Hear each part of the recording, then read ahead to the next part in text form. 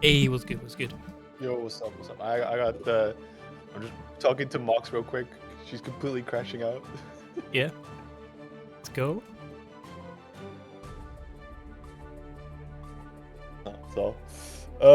Deadlock is good. That's what's up. Oh, the gym. Oh, the gym. The game's fire. I don't know, man. They did it. Goddamn, Valve did it again. Yeah, it is quite fun. It's quite fun.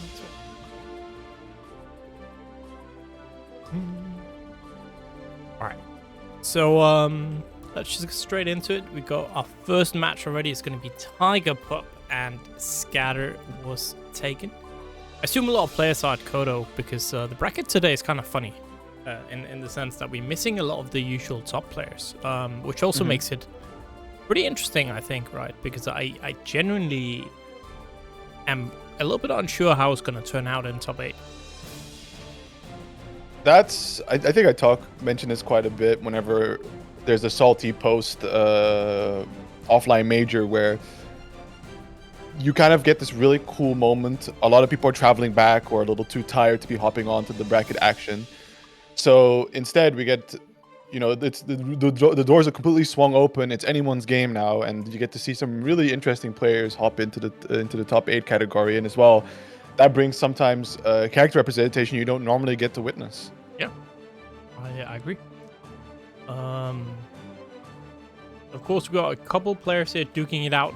Some of them even trying to get into top 8 for the first time in Salty, right? So even more interesting here. But of course, top 4 was as expected, you could say, because it's played out exactly how the seeding said it would. Very good, Mr. Ace. He's still on it. See, this is the versatility of Ace succeeding. Even when people are all away and you don't have the regulars, he still knows how to figure it out, at least top 4 wise. Well, actually, you know, technically also Franky making it through the loser side, so 5th seed is also roughly where they should be. Yep. Question is if they were there at the right time or something unlucky happened in the back. Let me take a look. Where's Franky? Ah, yeah, a little upset action happening. I see. Yeah, it's funny. Franky going down to losers early just to gatekeep Cryo from getting top 8. It's kind of funny. I mean that, or also gatekeeping Mox from top 8. Yep. Absolute villainous behavior.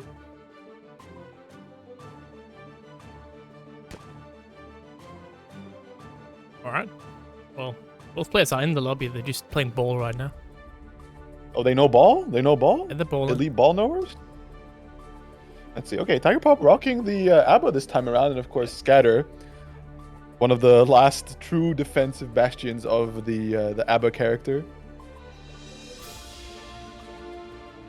Right, so the A.B.A. Oh no, I have Tekken settings on.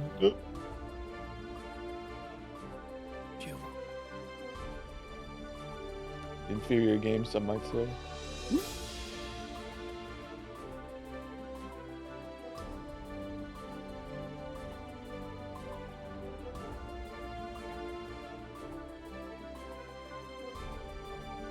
Yeah, I do wonder because Geo still like plays a fundamentally like strive-based game, but they're just characters. Like I think as the game has evolved, there's characters that do her job either comparably or better, and are equipped with longer range normals, which makes it a challenge for her to really operate and exist. And also just being generally a mid dispenser, so having to rely on strike throw does mean that there's some really solid options for people to completely shut down her pressure compared to something like A.B.A who has that really fast overhead. Yep, I agree.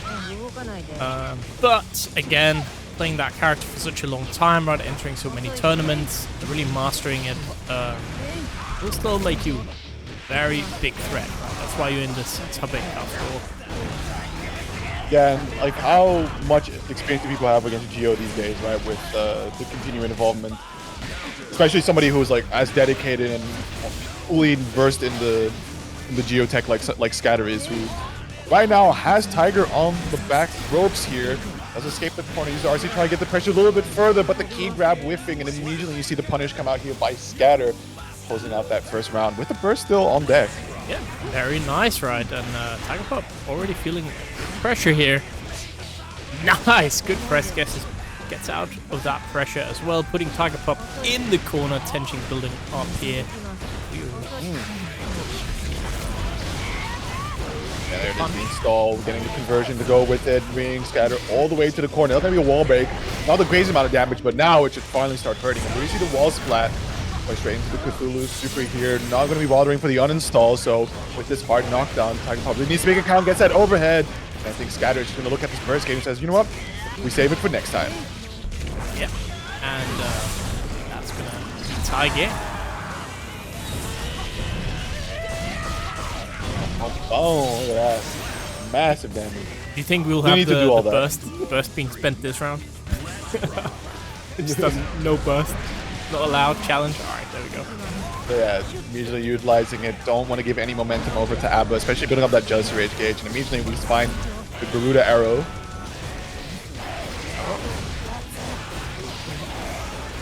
That's swept. Nice, good blocks the overhead there. Ready for that one. PRC.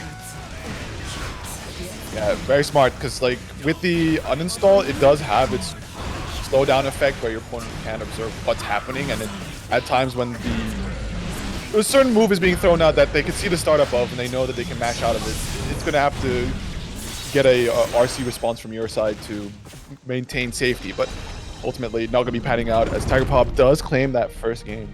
Yeah, very clean. So 1-0 Tigerpop here. Is seed 1. Very understandable today, I think. Got some interesting players down here in losers.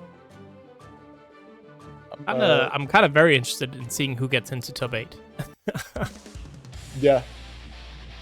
Like we said earlier, it really is anyone's game, and I really do hope that they bring some characters we don't get to see all too often up to the top 8 stream.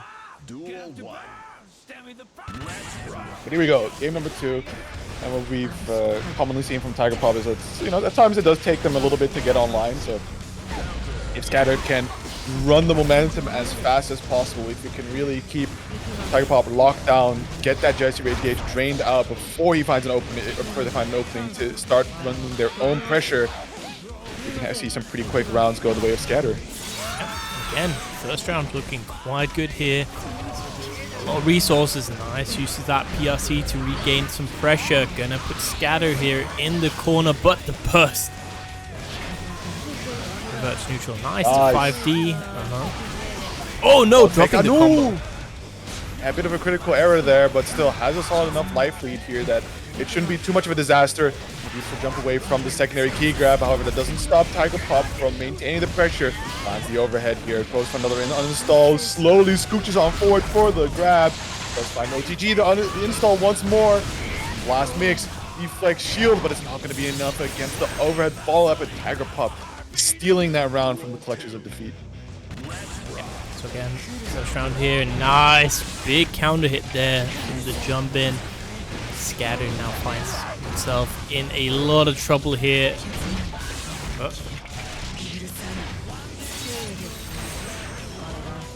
High chance there, no hard knockdown, but yeah, it still has to deal with a fully charged A.B.A. And that's going to be a speedrun round because the burst coming right back up as soon as you're getting hit by the super is one way to deny your chance at a comeback there. So Tigerpop now 2-0, making quick work so far. Yeah, absolutely.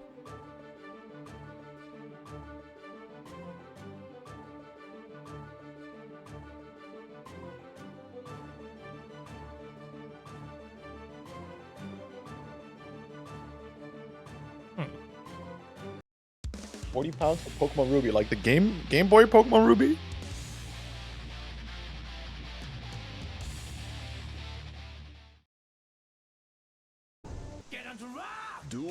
Yeah, I was about to say, like, that's pretty good. Yeah, especially Nintendo games still consistently being full price for some reason.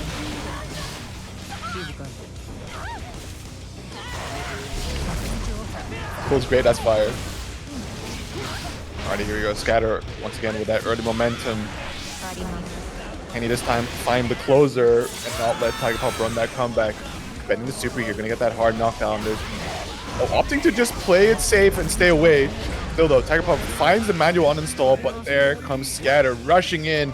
And we use the RC to close it out. So maybe a comeback opportunity this time for Tiger Pop, but the burst gauge is still looking pretty healthy for their side. Absolutely. Oh, nice reaction there. Calling out Scatter's pressure there with 6P. And again, we're just getting so much damage on the board. Scatter getting blown up here. Oh no. Still gonna be a chance though, but with the health lead that Tiger Pop has, a bit of Jealousy Rage Gauge that they can operate with, as well as that tension as slowly rising up, it's not gonna be a whole lot of chance here for Scatter to make that comeback happen. Perfect, and Tiger Pop now on 7 point both players with the burst available, immediately using the parry. Finds the mash, and that's gonna be the aggressive burst from Scatter. Once put Tiger Pop in this corner, finds an opening with the dash up to S. Does it once more? The wall again. 1 bar tension here for Scatter. This could be the chance. We got burst for Tiger Pop, but no burst here for Scatter. That's going to be a scary situation to be in now. Oh my goodness, look at this. Hard knockdown, installed, a lot of Jealousy Rage Gauge running. Positive meter bonus ticking away, and there's the bait on the YRC, and I don't think the bird's going to come back in time, but even then, with that drop, it's still not enough health to find an opportunity to burst, and Tiger Pop is going to close it out with a clean 3-0, and a fast one too. Very, very nicely done there, so yep, 3-0. Clean. That means we're going to have our first YoKai team kill. It's going to be Faps. It's going to be Resil. Faps is a player that I'm consistently in my mind thinking is Dutch for some reason. Just some Dutch vibes about Faps. I know they're from the UK, but what, the name or something? Because like Fops, that's how you would say it in Dutch, but nobody really gets named that or anything that would be nicknamed as that. So. Yeah, I don't know. It's just like one of those things where players categorized as being from somewhere in my brain. There was this one League streamer that was doing a subathon, and each sub would warrant you a tier list placing of your username. And then at one point, I was watching one of his videos, and he was like, he got subbed, and then he was like tier listing as one person. He was like, you know what? See, your name's got this Dutch sounding to it, so C tier. And I was like, this guy, unsubscribed. These Swiss guys, they are evil. Yeah. Man, speaking of Pokemon, it's so funny how you can preserve, the Pokemon from old games. Like, Michelle did it where she had like, it was like the Game Boy Color or something, and then you just take the Pokemon up to like the Game Boy Advanced and then the DS, and slowly up towards newer consoles until you get to the Switch. If you have like all the conversion cables and shit. It's it's very interesting to do that. Also, yes, Cole Mace, there is Dutch. I am Dutch. ZF is a Dutch local. You should come to it next year. We have R.E.V.O.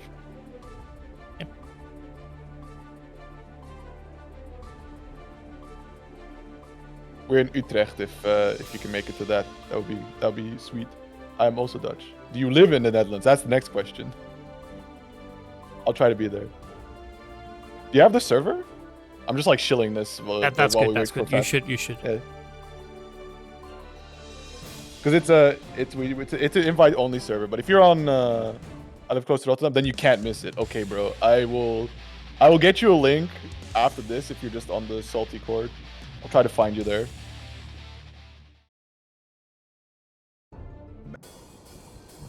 Alright. I can see from the looks of it, we have at least 4 YoKai players in top 8, by the way. They just do it to themselves, really. Yeah. You know, I think I know why you might think that Fabs is Dutch. It's because Chloe was a really good Dutch Jacko player. Yep. Awkward point holder. Yeah. Very nice. Look at that. I'm like, I see Beautiful good Dizzy, or not Dizzy, I see good Jacko. My mind is like, they must be Dutch. That's fine. I mean, we do have a few Jackos roaming around, unfortunately. You know, Jacko is a very Dutch-coded character. That's why she's C tier. That's why she's C tier. Actually, I don't know where she plays on tier list, because like, you look at this is a really good situation for Jacko, right? Where not a whole lot your opponent can do. The Goobers are really holding down pressure. As well as just expertly placed positioning by Fabs, there's been this really awkward dead zone that Resil can't really projectile you down from. Yeah. Again, one of those characters just like Gio, right? It's really good at setting up the strike throw situation. Has to be a bit of a mid dispenser as well. But here we go, the Bedman corner pressure. Yeah, I mean, it's really a trade-off. Like, okay, you've had your fun, you've done your disjointed pressure with your Goobers. Now it's my turn to do my disjointed pressure with my errors, right? Resetting it, allowing me to get back in, setting up these frame traps, as well as completely stealing that round and bringing it down to a round apiece for both players. Super one comes out. Yeah, Resil here in the corner. Resil, of course, trying to represent the rest of Europe, so we don't get a full UK winners finals. Brave soldier there. All right, the deflect shield. Ui, ui, ui. Minion having a serious problem. Yeah. That tweet is so funny. Holy dog whistle tweet. Oh my god, look at this rush down here. The Goobers, they keep on deploying. So we might even see the 50-meter point where deploy the Shiesty. Yeah, there it is. And now you gotta really hold this for an extended duration. But the next play plays, Deflect Shield is gonna build a little bit of space here for Resil, but man, just the anti-air is coming out. No escape from this corner, and that is Fabs closing out the first game. I know. Actually, serious real-world question: was Geert Wilders actually win the election, or who won?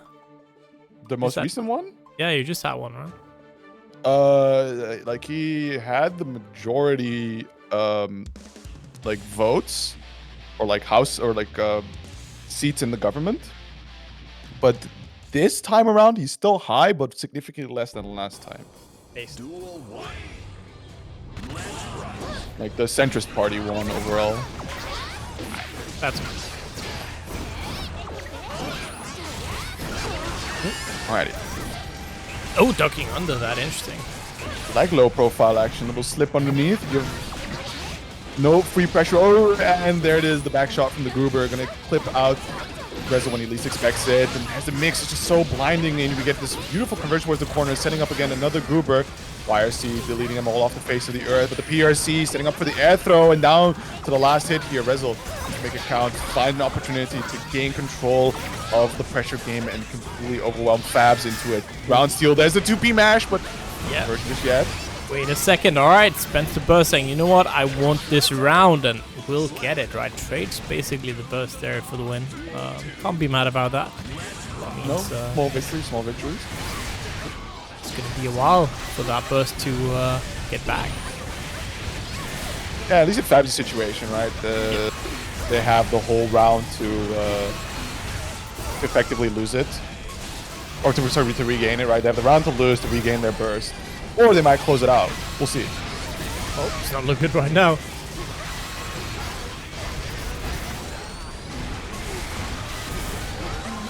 I would dare to say it's looking pretty damn bad, Dire. actually.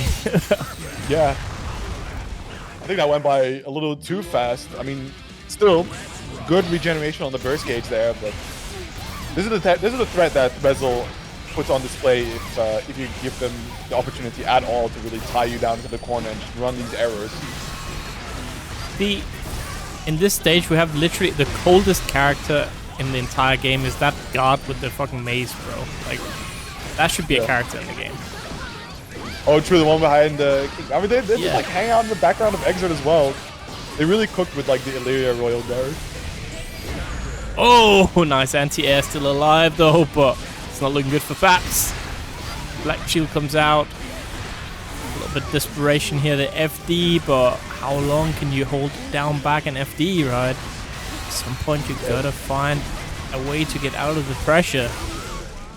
Resil was really just doubling down on every little resource to keep the pressure running, finding opportunities for chip damage while in those moments that Fabs didn't have enough tension to actually FD. So at some point you do have to take a gamble, but these are some really, really tight frame traps that Resil's throwing out that if you do try to press out, will spell major disaster for yourself. Yeah, it's hard. It's hard for sure. What do you do there? Cry, probably. Yeah, I think you cry as well.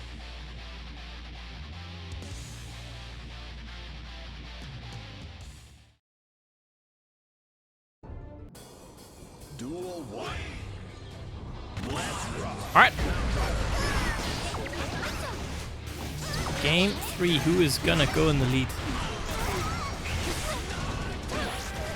We will see.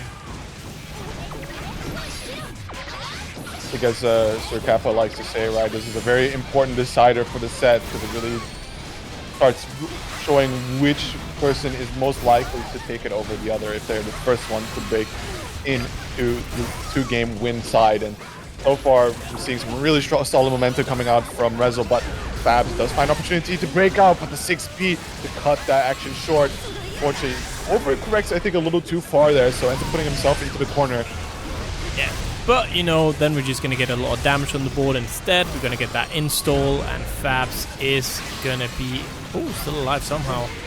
Playing with his food, YRC gets a little opportunity now. If Fabs can reign control here, we could see a similar type thing, but Resil is not averse to just simply mashing it out, leveraging the health total that he has to try and test for that quick win. Pressuring in, here we go, trying to add dash out, gets out of the corner, alright. There we go, the minions out. Wall breaking here as well. Good chance, both players got burst, and here we just see Resil spending it immediately, had enough. Yeah, make sure to give no momentum over to Fabs. We can see a lot of projectiles being used, and Fabs doing what they can to try and low profile underneath it, not hold that cheap damage needlessly, but like the frame trap opening, and this could be a really, really solid closer. Going to the Elysium driver, getting that damage push as well as that wall break for the super knockdown from afterwards. Also made a bonus ticking, but has to watch out for that 100 bar on the side from Resil, right? This could instantly spell a reversal, but the YRC from too far away. Both players now with a chance to take the lead over the other. Oh, pulls out the burst immediately. Oof, that's rough for you, Fabs. Another counter hit, caught present. Yeah, the RC there to push the damage forward. Gonna keep it nice and simple, cashing out into the super. And that's Resil taking the lead here with the perfect 2-1 currently. Yeah, can he bring it home?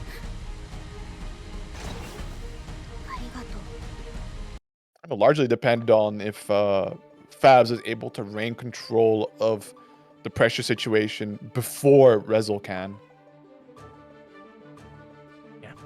Yeah, I mean, again, these games are very, very close, right? So it really just is about the small interactions and small adjustments, and it seems like Resil kind of got Fabs' timing a little bit down now. So it's gonna be interesting seeing this game 5. Yeah. Yeah, that, and also the hard part is with Resil and how good Bedman 2P is. When you start trying to make a comeback, he is definitely not afraid to just try and press with the life lead that he has to see if he can disrupt your momentum right there. All right, dashing in. Good start here for the bet.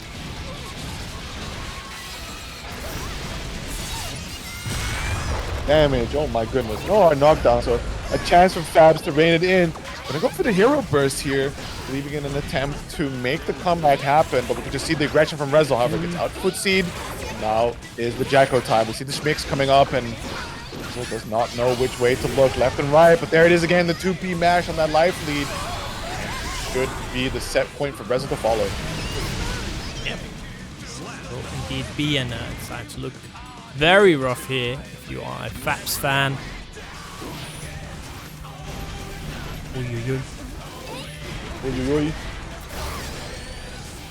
again, just stuck in this corner, pressing FD, but how long can you do that? I feel like if you do that against Bedman, it feels like playing DNF, man, you know? Like, I mean, at some point you're going to run out of meter, and he's going to layer on one of those really big chip damaging specials that he has. Oh, and there's the late overhead. A whole lot of red. I'm going to cash out the RC for the closer. Instead, try and go for a dust mix-up, but he's like shield from Fabs, create a little bit of space. YRC to cut the momentum short. You find an opportunity to deploy the Goobers from far away, and there's the pickup, but man, look at the life deficit, and we've already seen so many times the mash from Resil, but this time, the frame trap successfully coming on through a lot of damage on a low profile underneath, but the error is catching, and just like that, the anti-error lightning can be catching Fabs, and Resil closing it out 3-1. Yeah, I think in this matchup, it seemed like the projectiles especially, right, did a lot for Resil. Fabs was low profiling some of it, but really seemed like, you know, Fabs had a lot of issues getting in and had to take 1, 2, 3 projectiles, right, before actually getting to Resil. And then, you know, that just kind of adds up the damage. Interesting. Yeah, sure. that might, that sounds like it ties back to what you said earlier about Resil really starting to get Fabs' number, where before, I think he was starting things off with a little bit more of a regular sort of normals-based approach.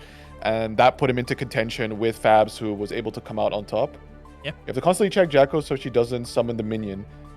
Yeah, that makes sense, right? Because you just chuck one of those and immediately things warp and she has control all over the screen.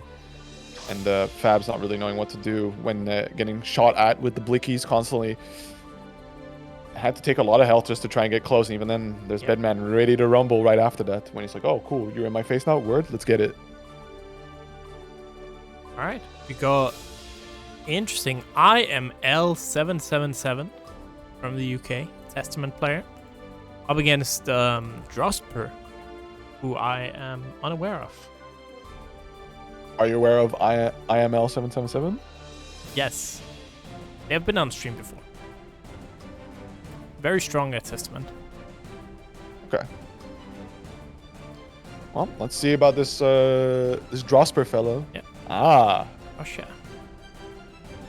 One of the I feel like once in a while there's always this like a solid Russian player that just comes through, appears out of thin air, like appears out of thin air, busts out a character that not a lot of people play, and it's just like, wow, what do they got going on there?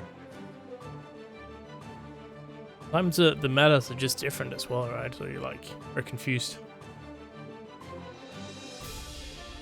Yep, should be good. Did you get the game, Craig? I assume so. Oh, it's the Leo.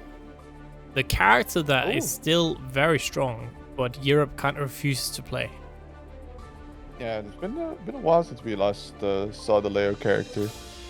Especially as of late. I think the changes have people sort of shirk away from Leo. Before, it was genuinely the line does not concern itself with the patch notes, but the line has started slowly concerning itself with the patch notes. And again, I think that character is so funny because he was widely considered to be a top tier for multiple years, right? For most of Strive's lifetime. But all the Leo players were American. We had like no Leo players pretty much in Europe. We had like 1 or 2 at most. Shoutouts to Bifox. Playing a slow footsie game here, looking for an opportunity to approach in. Yeah, we got the cement, concrete, whatever Testament skin here. Slop. I guess it kind of looks like Slop, you know. The Slop from the Matrix. Slop Grave Reaper. Yeah. So here we are ruining probably IML's like favorite palettes. Like, yeah, it's got this really cool gray Grave Reaper. It's like, yeah, it looks like Slop. Yeah, it's throwing out the Slop, bro. Like,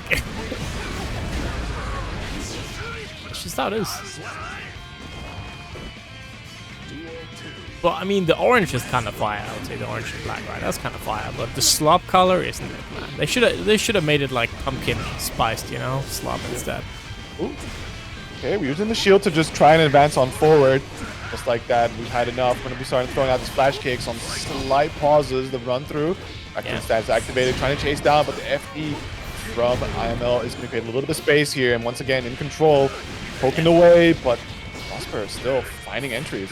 Yeah, gonna get that throw as well. And that is looking like a round in the back there, 1-1.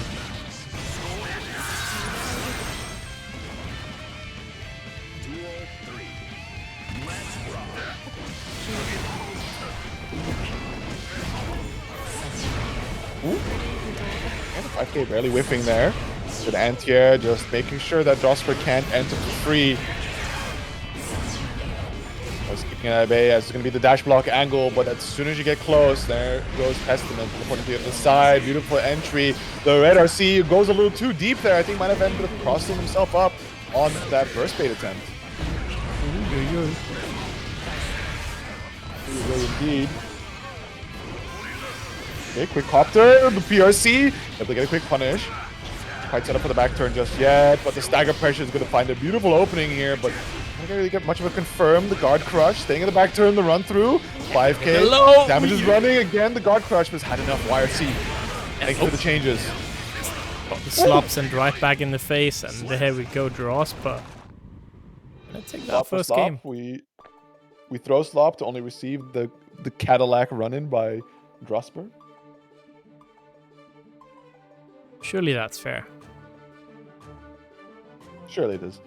Interesting to see like a change coming in through very nicely for IML. The fact that you can now YRC on guard crush situations. Yep. So being able to slowly cut or try to attempt to cut Drosper's pressure, but it wasn't enough as he was just not willing to let it go. He knew the moment that there was a bit of space between himself and IML that things were going to look a little dire.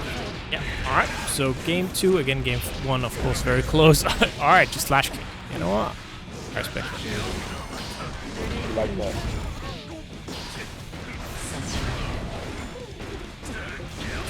Pressure going. The mash Oh, out the red nice. RC. Very clutch. Able to deny the run through plus frames. They get the back turn activated. IML trading positions there. Able to put Drosper into the corner. The multi overheads, the back fade away. Just making sure to not really be in the space that Drosper could try to flash kick for free, right? Look at the distance that he's maintaining. And just like that, slowly but surely tipping away, cranking up that risk. And every time that Drosper tries to get close is a slight risk he poses on himself to not try and get hit when he isn't prepared to immediately block in time. Yeah. And first round again goes to IML. Clean. Clean indeed. Get thrown, but the pressure again. It doesn't matter how good you are. 50-50 is 50-50, right? So I'll block it. Just guess. Guess it's wrong again. The overhead's coming out here. And that's a lot of meter for Drosper. Oh. Look at that damage as well. The hard knockdown as well. And the PRC fadeaway overhead. Quickly clutch things out here. Drosper again with a chance to take the lead further over IML. Getting that first gauge up. It just has to make the play through all these really, really long Testament levels. Yep. Ooh, nice. Thanks there with the Raven. What a scramble, man. Oh, the teleport. Barely able to get that left, right. Here comes the Succubi. Try to push that damage a little further. One Arbiter sign for the road, and there's the hard knockdown. Appreciate from IML to really focus on maintaining distance away from Drosper, right? Because the moment you get closer, you do offer a chance that Drosper might be able to just take control. But you know, distance is capped, a solid life lead is retained, and IML ties up the set. Yep. A 1-1 there. Bad, not bad. Stay.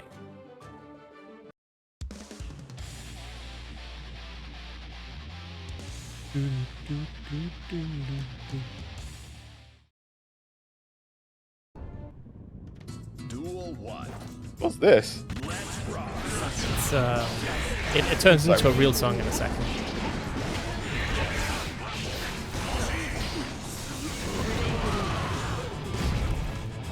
I forgot which theme this is. There was somebody on Soldy who always used to have this on. Maybe it was Sando actually. This?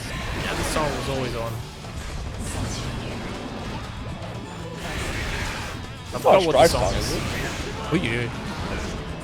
Nice, good blocks the overhead, and look at Field that. event.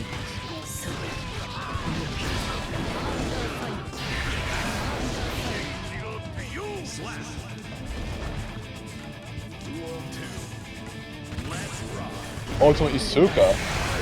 Holy old.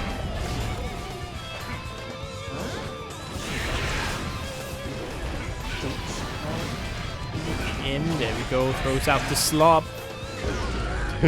Oh, speaking of slop, big 2D. Getting that counter hit. Back turn stance activated, but IML finds a challenge to deny the extended pressure from the back turn stance. So they get the opening from the teleport. However, doesn't quite get the wall break. With the burst available, big counter hit, red RC looking for that burst, and delaying it as long as possible to just find an opening. Uses the super here just to break on through. The wall break to go with it as well.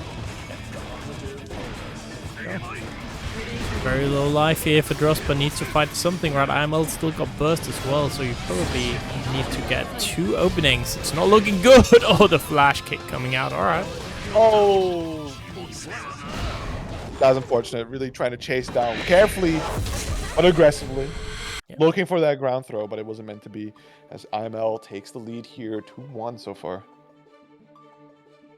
Looking quite good there after that. Game 1 stumble, right? Then, yeah, seems to have figured something out in this matchup, and it's going to be now back against the wall here for Drosper. I did read a headline of an article that was like, young people are now again appreciating slop. But it was like about food. They were saying we eat like gruel and stuff, you know, like like slop foods. Why? I don't know. Yes. I didn't read the article. I just read the headline and thought it was funny. You read the article. You can't just spring this on me without reading the article. With the information. What do you mean they like slop again? Thank you very much, cool me. I mean, it's a working class, right? Been eating slop for ages, and now we're eating slop again. Okay, you're gonna have to say the name right. Cool me's? Whole mace. Whole mace. Yeah, there you go. That sounds like that's like cabbage corn in Danish, right there. I could imagine people would think it's like, it sounds like I'm saying coal and like corn, like maize, right? Oh, no, in Danish it would be kohlmais. Maybe it doesn't sound like that. Take it back. All right, wall break. It's gonna hurt a lot here.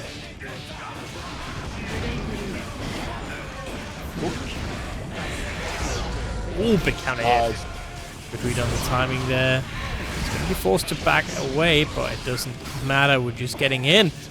Okay, for T1, Drosper has a pretty good opportunity here. We see the RC to come out to find the extension, the overhead rock, canceling as early as possible into the super to keep it nice and simple while locking out the burst. However, IML most certainly hanging on to that, still being on set point, and really just like so long as he maintains distance from Drosper and like that baits these DPs out, it's a pretty chill little game that he's playing right now.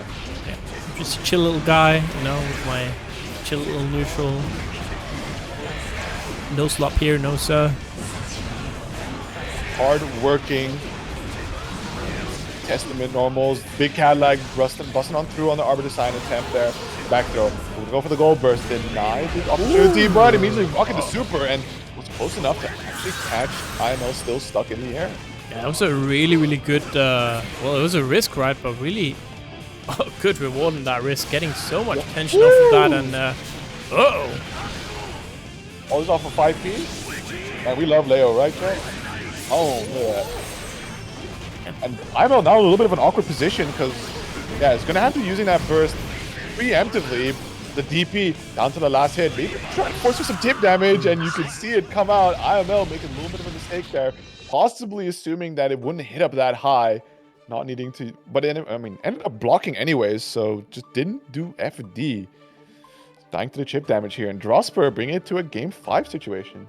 Yeah, I feel like that last round especially was really well played by Drosper, right? Just had a lot of really, really good reads there. And yeah, game 5, who's going to move on here? Of course, winner of this one we already know the opponent. It's going to go against Scatter. So, interesting match regardless. But let's see. I wonder if Scatter is looking more forward to a Testament or Leo. Because on one hand, you think like Leo gets in your face, like advancing the game plan, but no Leo. We'll see.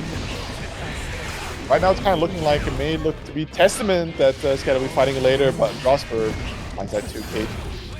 Quickly check, and that's the first out from IML, but still maintaining pressure. That's the Cadillac there, immediately spending the RC, the mix-ups, good blocks, and the YRC to deny the back turn pressure. Pressure here, but again, flash kick coming out there from Drosper, going back to and hitting the low. Oh. Yikes. Good enough? Wild Assault, I mean, oh my god, scaling, and it's enough. Oh my goodness. Yeah, and Drosper now on set point. Yeah, everything turned on its head here, right? Was looking really good for IML, but now, yeah, Drosper just one away. FDing, alright. Nice, gonna connect that low, catching the dash in there.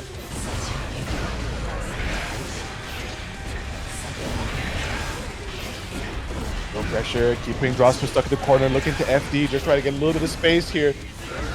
Oh, that could have been a whiff drop punish opportunity, but finds the stage dive, counter hit anyways, the back turn stance is on deck, but the goofy challenge.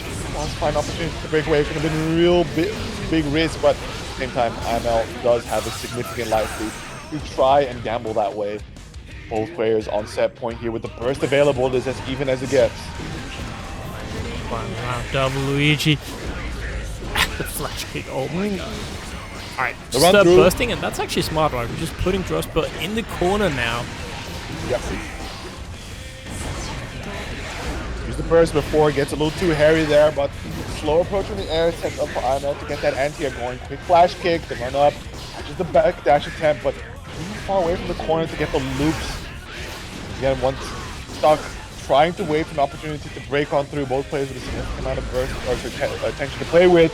Does find a 6P, quick RC, the back turn, but the YRC to deny it again.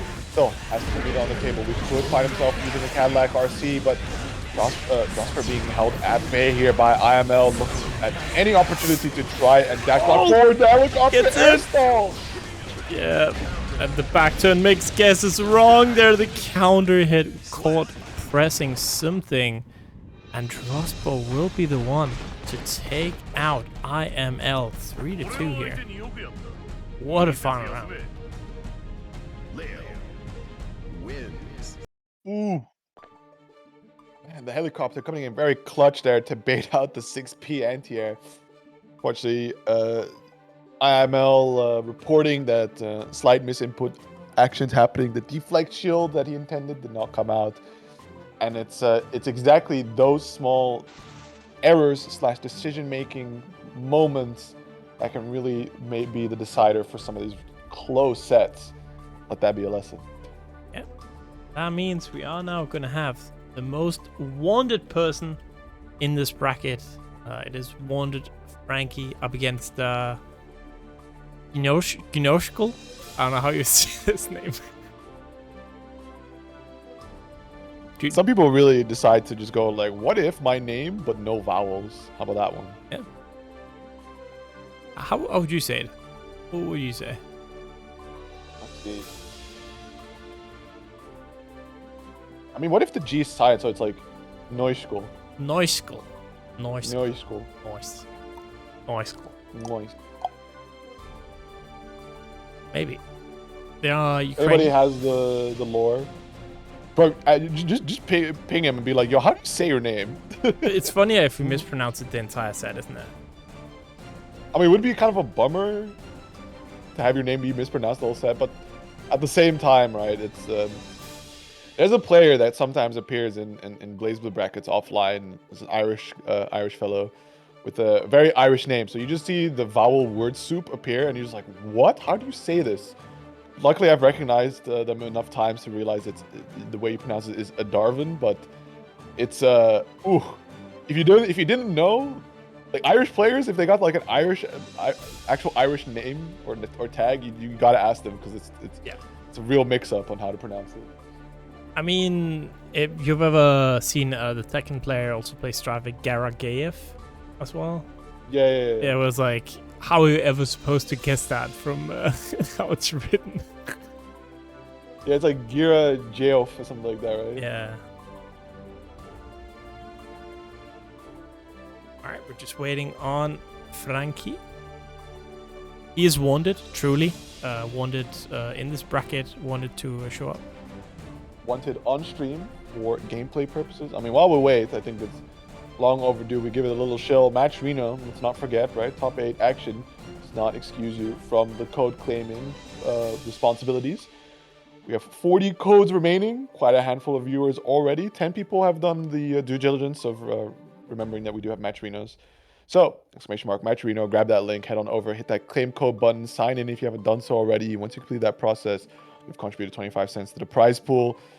Every little bit counts, and you'll be supporting these players who are coming in week after week to put on this Strive action, ASK willing, of course.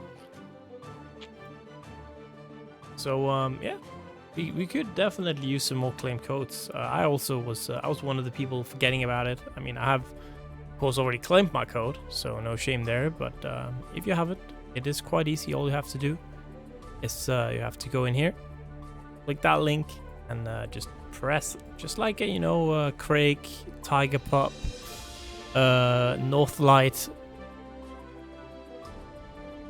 What are we guessing it says here? Northlight, Wind. And thank you very much. Done. I was about to say something else there. Thank you again. Pokkr, Decknet, Scarfed, Volton, Funden, Gisem. Thank you very much, everyone. Resil, thank you. Yeah, easy as can be. Just press this little claim code button. Maybe have to log in, but as you can see, I'm just using the Twitch I'm watching on streaming from right now. You can use the Twitch if you have an account. Easy peasy. Log in, and that's really all you have to do. There's some names I've seen go by in chat who have not claimed the code. Cool Mace. Shame. Shame, for shame. It's free money. How could you not? Frank is getting Striver right now, apparently. Love this game. I think it's like every once in a while the same question gets posed where it's like, how have they not figured out the net code yet? And it's just, what can you do? Well, don't worry about it. Maybe one of these days they will properly consult an external party to really give them some solid net code. But yeah, I actually wonder, right? Because it's like one of those things where there was a lot of issues at launch that have been fixed, and then kind of new issues appeared. I wonder if there's just something basic with how it was coded in the beginning that just makes it very impossible to like totally fix. But most likely, I think the big issue is the servers, right? The fact that you have to connect to a server, that was always like the big issue. And then kind of that they have their, I think it's just their player or like their matchmaking server just in Japan. Yeah. So for anybody that's not in Japan, it takes a minute to connect. It's difficult because I know that a lot of people or like different communities look at 2xKO with a lot of envy with how their network infrastructure is set up and how solid it all is and how fantastic netcode is, how everyone's like ranting and raving about it. But you have to consider the fact that it's Riot after all, and they've had like decades-long setup with just League of Legends and then also Valorant to really establish and then perfect their networking. Yeah, absolutely. I would also say that 2xKO definitely explodes sometimes as well. Yeah, I've played it enough, man. It does explode quite a bit. It's not like the netcode feels smooth, but sometimes there's just something that fucks up the game for some reason. Right. But it seems like they're good at fixing it at least. Frankie is saying they can't connect, or he can't connect. Frankie. It's Frankie guy holding up the whole bracket. Come on. I'll do the bracket. Alright. We love Striver. We love Striver. So is it going to be anything like last week's bracket, just the amount of DQs and oopsies? Network. Too many mods? It might just be. Finally, Yeah. the modding addiction is biting back. What is the sandwich of the day, actually? I am wondering. I feel my gamepad will uncharge soon. Gamepad uses. This dude's too poor to afford a cable.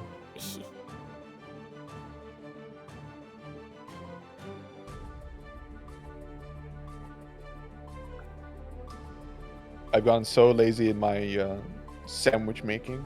I mean, for one, like the Dutch lunch is you grab a bread, you cut it open, put some butter, and you put like one slice of like ham or something on it, or peanut butter. Yeah. But nowadays I'm just like, I can't be asked. Here's the bread. Just put the I buy like these they're like, how to say it in English actually? They're just like round bread, right? Like just like little buns. Yeah, just And like then buns. yeah, and then I just slap the ham right on top of it. You Eat don't like a cut the cupcake. bun? Nope. If Okay. I cut it, I just rip it in half. Yeah, With my see, hand. that was my second thing, because I've been there too, and what I would do is I would just rip it in half. Yeah. Like I kind just of got it down that I can rip it real nice. That's like, yeah, you got like Yeah. a thick bottom, but also you preserve like the round top. yeah. If you really stick your fingers in there, you can kind of just pull it apart, you know. Exactly. I mean, I do it nowadays if I spread the peanut butter because it's a nicer consistency But than having it all layered on top. but you'll. Oh.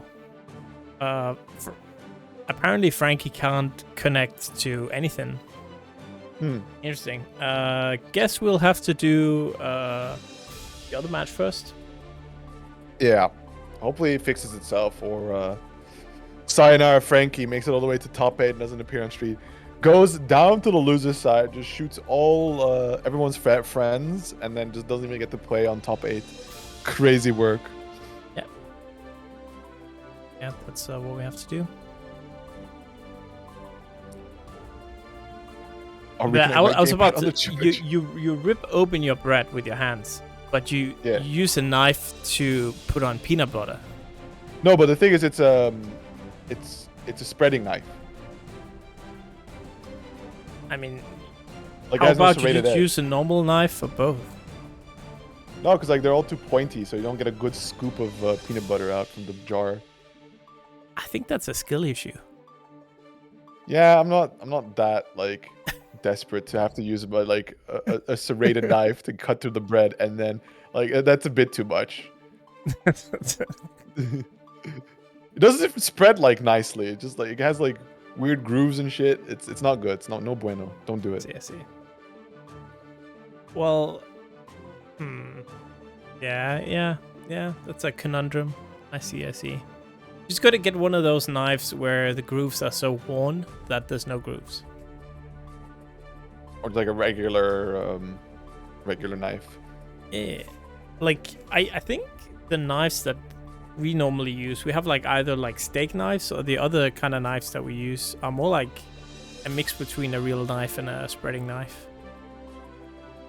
That's like Funny thing is, like, the food I've been cooking as of late doesn't require a knife to eat. It's like it's either a fork or a spoon that I See, young people, they crave slop, bro. need. Do you know But what it's still got slop doesn't chewing and need? stuff. Slop doesn't need a knife.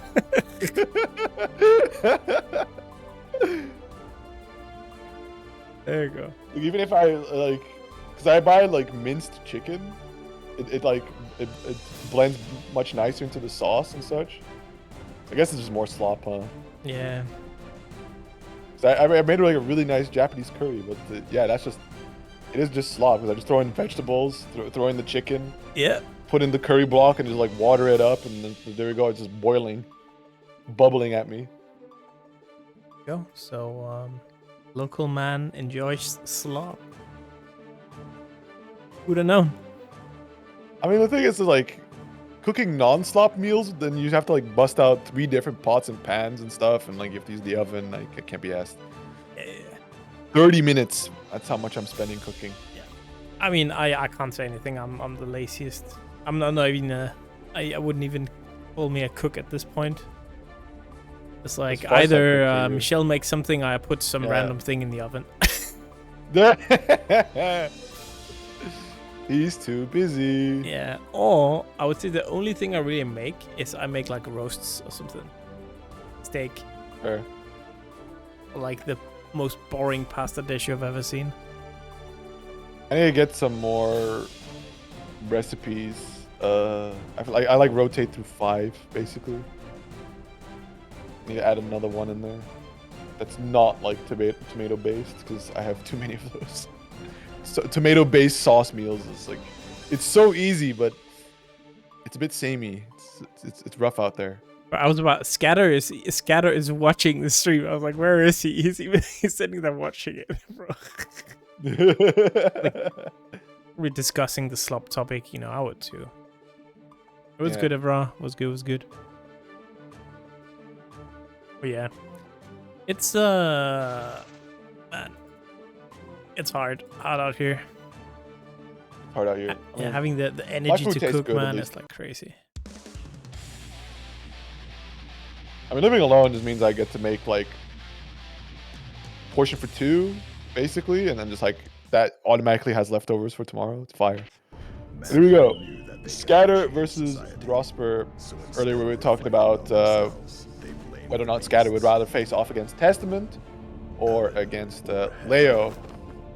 I think in earnest, like, it's just one of those cases where neither is too ideal.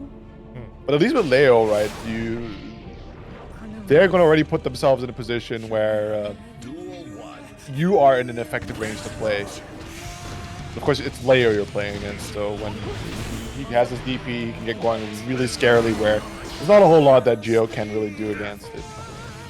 I mean, I would say both matchups are kind of fine, aren't they? Like, it's not the strongest characters in the roster, so you know, you're not gonna get at least a demonic matchup here. Right. I think it's okay. Yeah, don't forget the Drosper's flag. Oh yeah. You also see how bad they are lined up. Frankie's flag. Just slap that on there. Oh my goodness. What? Oh, that's a fire call out there. Blocks it, runs up 5D base. What a movement from Drosper. Challenge and again, flash kick. Really good timing on the flash kicks, I would say. Right, just very, very ready. That pressure. Yeah. Ooh. And getting a knockdown. Doesn't go for the run through though. Stagger pressure, and there it is. Big old frame trap, a really explosive one too. And so much damage on the table. Gonna get that wall break and a hard knockdown to follow with. Still a chance here for Scatter, who has a meter to play with. Find that close slash, but unfortunately drops a combo. Still though, the I.B. to the punish and then going for the sweaty confirm OTG super. Drosper gonna take that first game. Not very well there. 1-0 here for the Leo.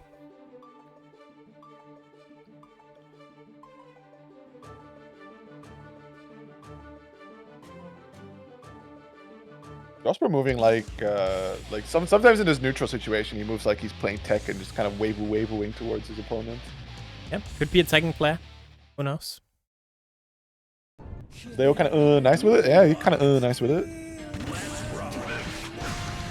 Ooh, big 2S call out, starting things off nicely, and just like that, Scatter eating a really dangerous normal, gonna be bursting. Both players bursting actually nice and early, cutting those momentum short from each other.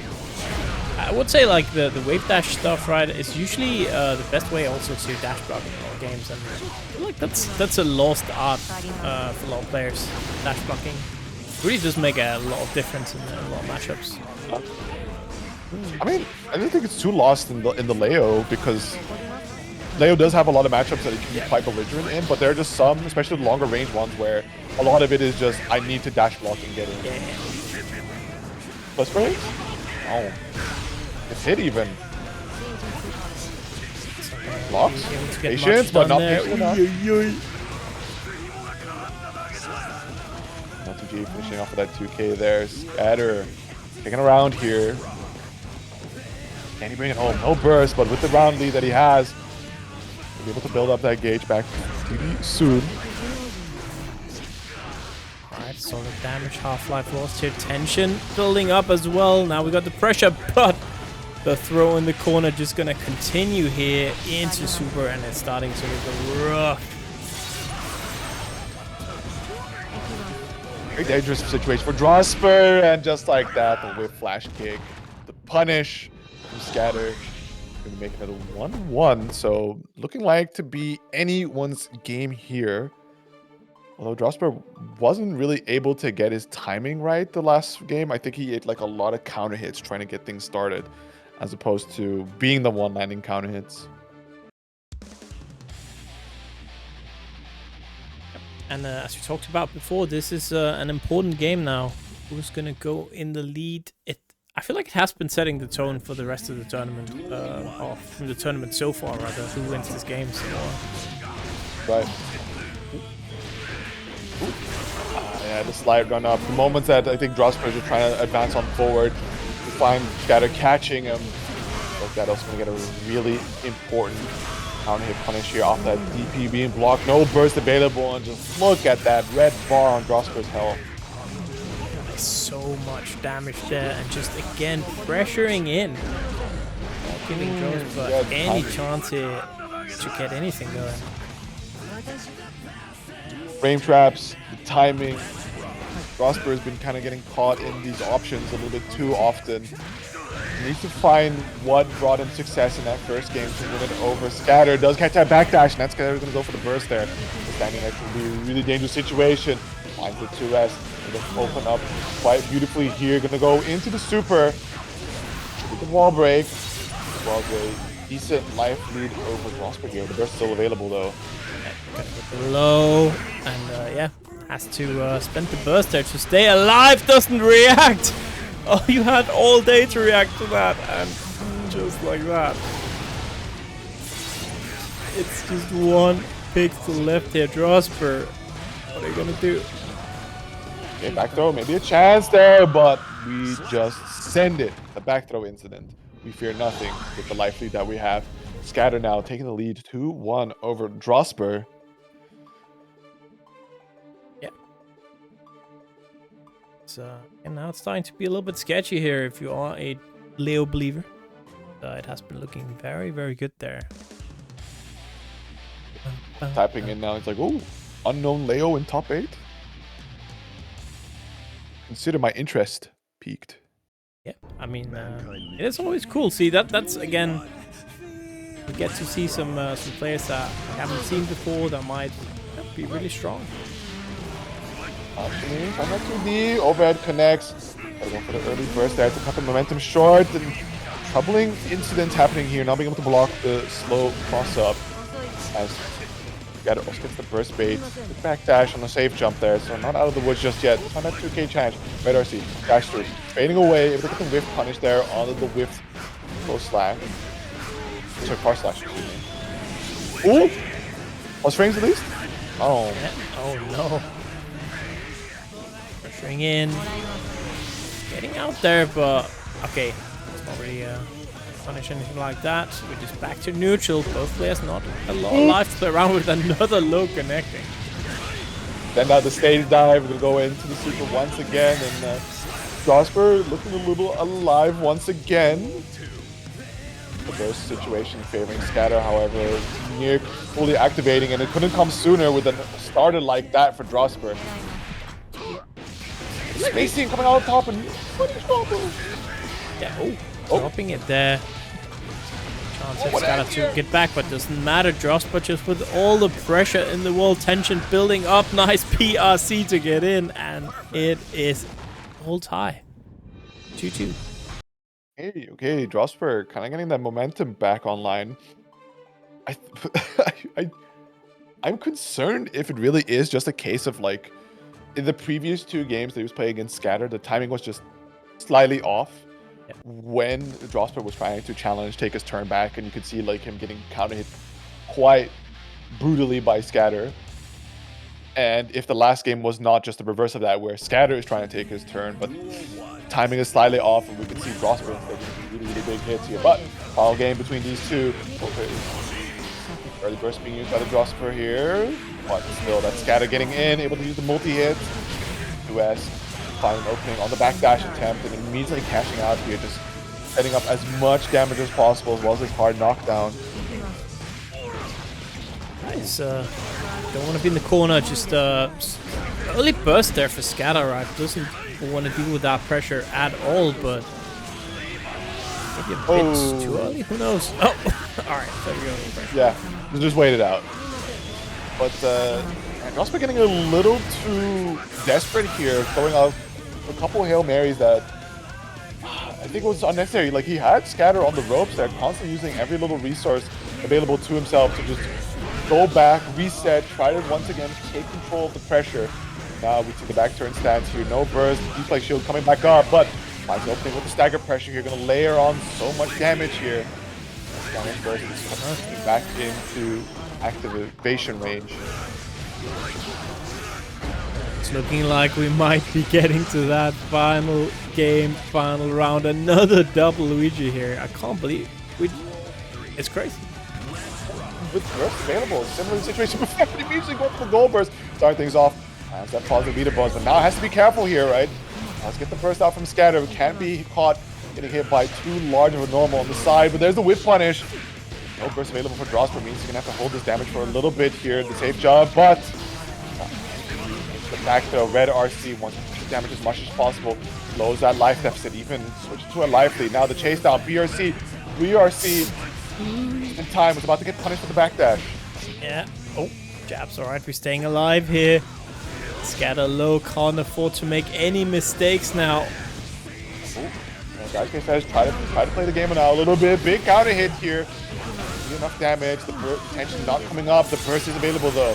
Both players relatively equal in healthy, but the pause meter bonus taking the red RC, and there's the bait. Scatter is going to be closing it out, and Drosper has seen enough. That is going to be the 3-2 finish.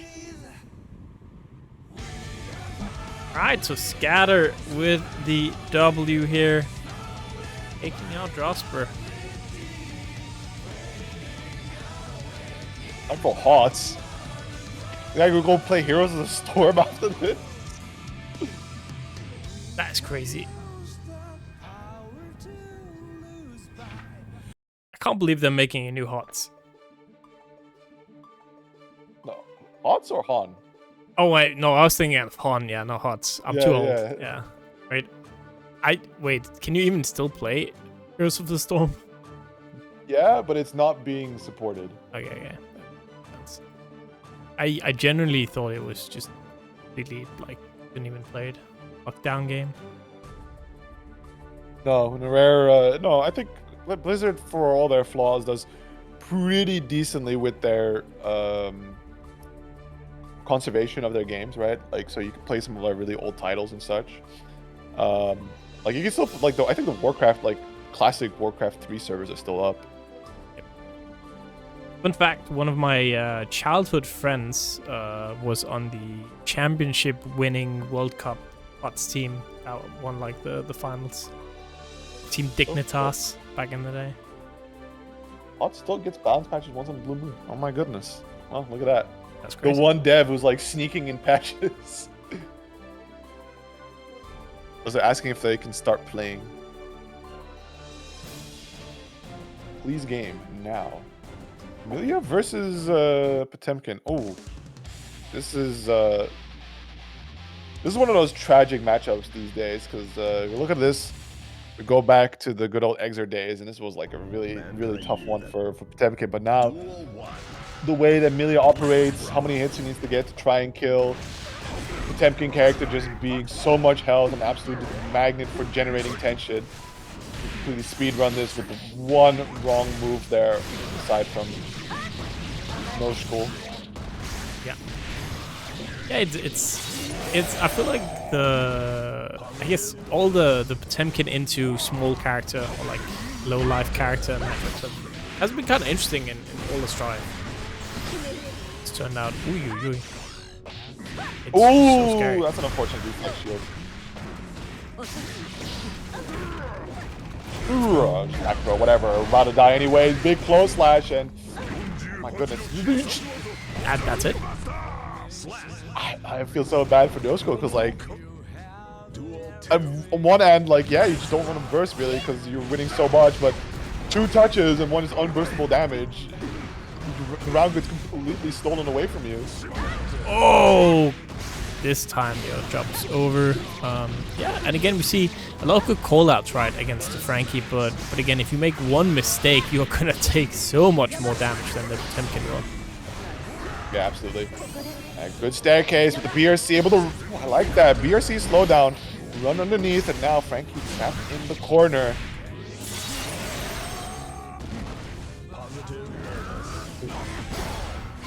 Blocked, uses that PRC. Bubble PRC even, just balling out on all that money.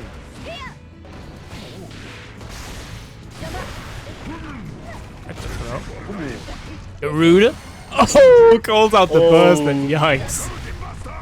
And again, the same situation. So much time from Franky spent on the back foot, holding all these mix-ups from GniuoshkI, and then at the very end, one back throw incident leading into a complete round robbery from Franky's side. Ouch. Is this fair? Is this allowed? Dice game? Is this division? It is Dice division. games, I'm pretty sure that's division. That's division? Well, division is blind.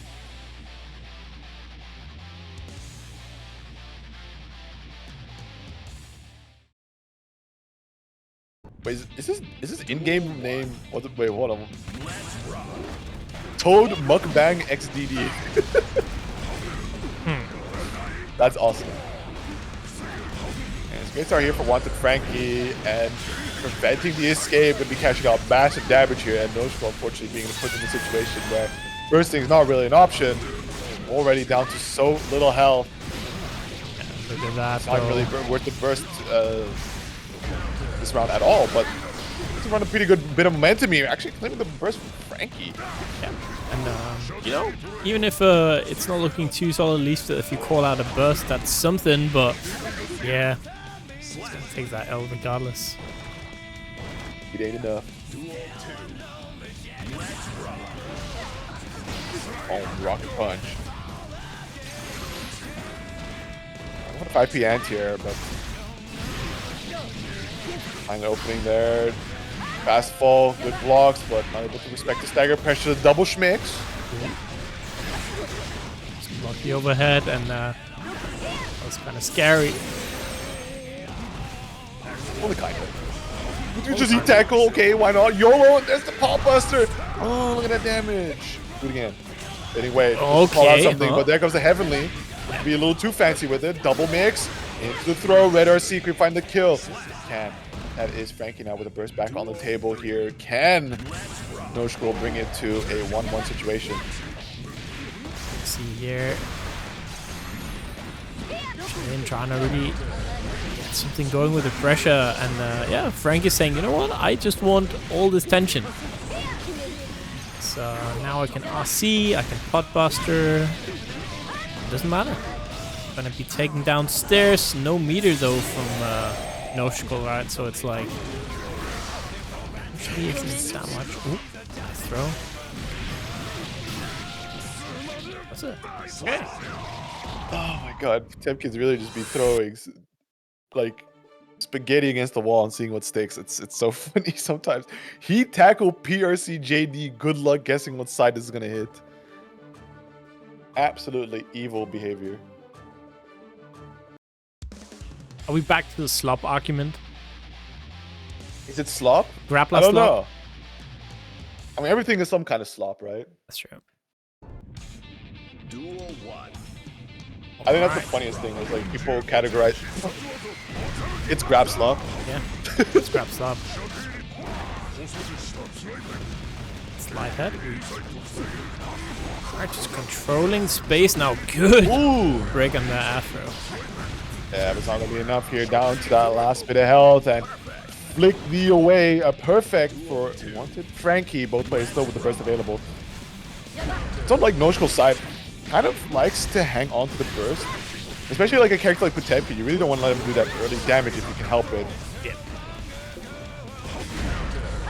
Nice counter hit. Again, not just chipping away at that big body, right? It's gonna be so many 1,000 cuts here to get one round. Yeah, and all that, still, you have to be very scared because with 1,000 cuts, you have to pull off. Potemkin just needs 2 really good touches.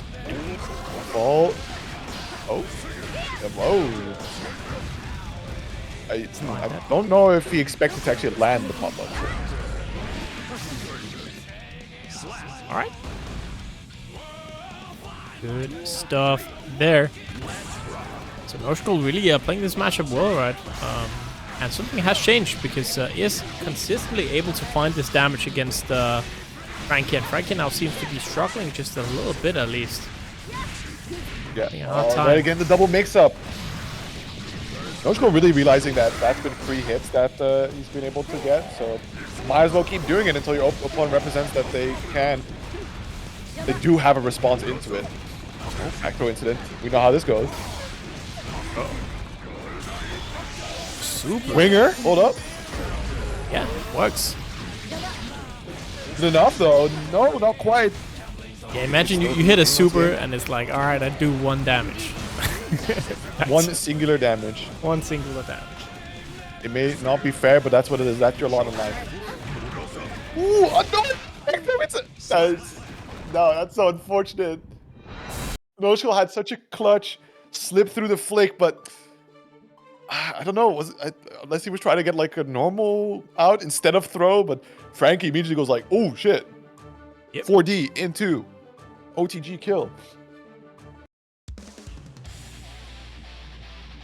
We are to potentially a final game here. Interesting. Of course, we still have Fabs waiting on the winner of this one. Yeah, a little back-to-back action. Good with the impact. Good with the impact. Stay on the ground. Ooh. I do like the burst though. Putting Franky to the corner of the PRC to make himself safe. It's still trapped. He is running this pressure, trying to fade away, get some shimmy attempts with the tech there.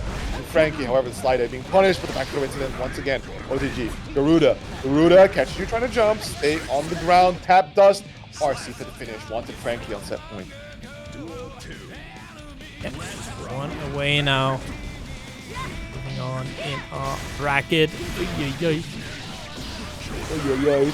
Look for the burst bait, but WantedFranky doesn't bite until later. Now, somehow, GniuoshkI is going to have to find the approach here, but has to be careful at the same time, right? Any stray hit on the side of Potemkin does well more damage than any stray hit from Millia's end. Just look already, a simple combo and so much damage being dealt. Dang. It's gonna hurt. Ooh, a good blocking sequence out there, but the fastball to get the mix-up. GniuoshkI with a chance to survive now, 1 round away from being into a Game 5 situation. Can Franky bring it home? Both players burst close to being activated, but just a random deflect shield. Not to get punished, but still being on top of things here. Gonna get another knockdown fastball. Yeah, and the double mix-up. That Oki again gonna connect. And downstairs we go. It's not gonna be a heavy knockdown, but Franky's life is dwindling down here. Oh, wait. Oh, spoke too soon. Oh. Look at that. Oh my god. 1 combo and already gets put close into the range. Checking with the gold burst. Immediately meeting him into the sky, but the 5P end here is not going to connect. GniuoshkI with a really good situation here. Has Franky trapped in the corner. Looking for the deflect shield, but finds the throw. Has 50 meters still on the table. He's going to have to use the compel to break the wall here. No hard knockdown, but still burst available. Franky does have the 50 meters. The positive meter bonus is running here for GniuoshkI. Hammer fall, use the armor, but the red RC to break on through, and GniuoshkI is going to be able to bring it to a final game. Yeah, and again, another Game 5. So I guess today is just so many Game 5s. All right.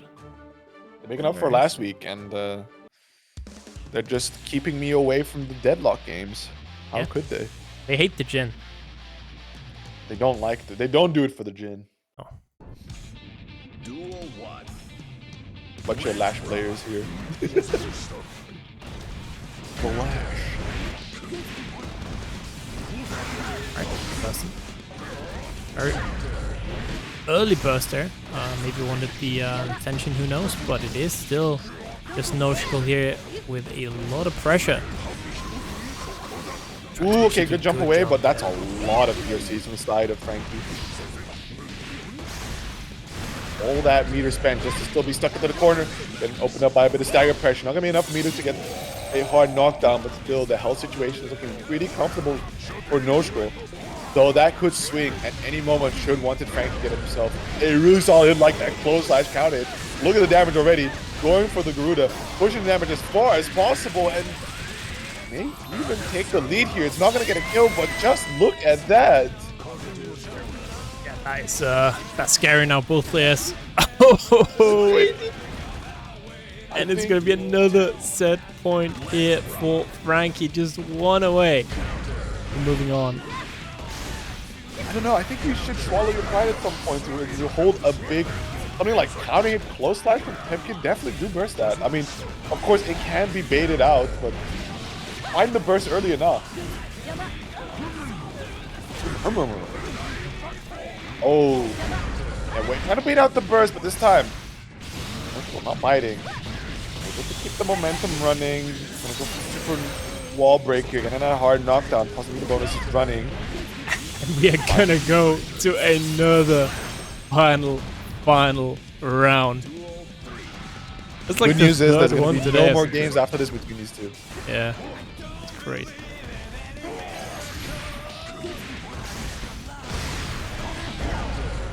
Ooh, big hammer fall.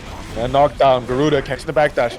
Flinging GniuoshkI all the way into the corner, but sets up the jump in there, setting up for the back throw by GniuoshkI. Trapped in the corner, there's Franky now. All these mix-up. Look for the deflex shield to create a little bit of space, but that doesn't stop GniuoshkI. Finds a fast fall through. Gonna do it again to preserve the corner. This time blocking the double overhead, but not throw afterwards. Using a heavily pop buster to just try and escape. And now it's a question of can he find himself another Oh, the major throw hit? that is scary. We've seen time and time again the back throws. Ooh. Get exactly how it happens every single time.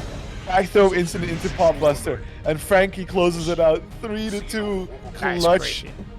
as hell, yeah.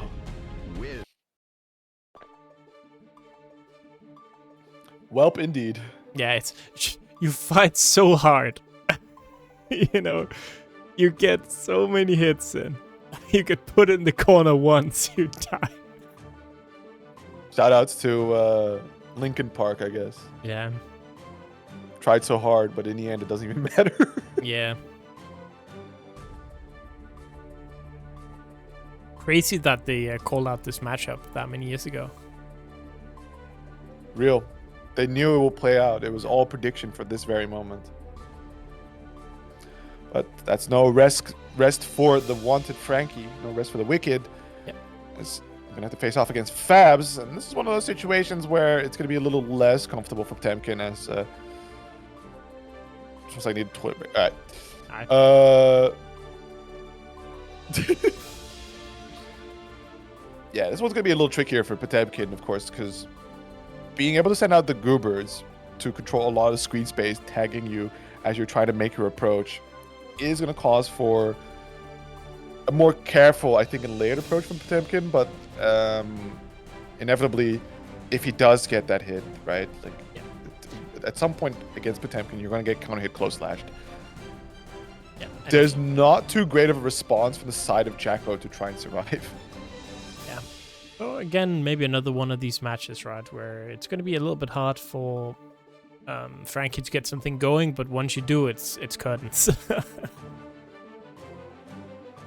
All right. Yeah, should be interesting. I wonder. Let me actually have a look here at the ELO. If these two have actually played each other before, yeah, it could be interesting.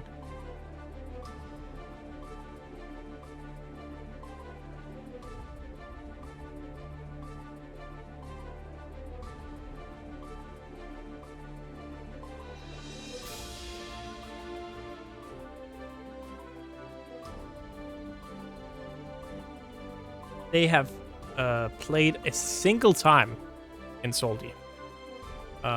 It was in 2024. Wait, who is this? September 2024.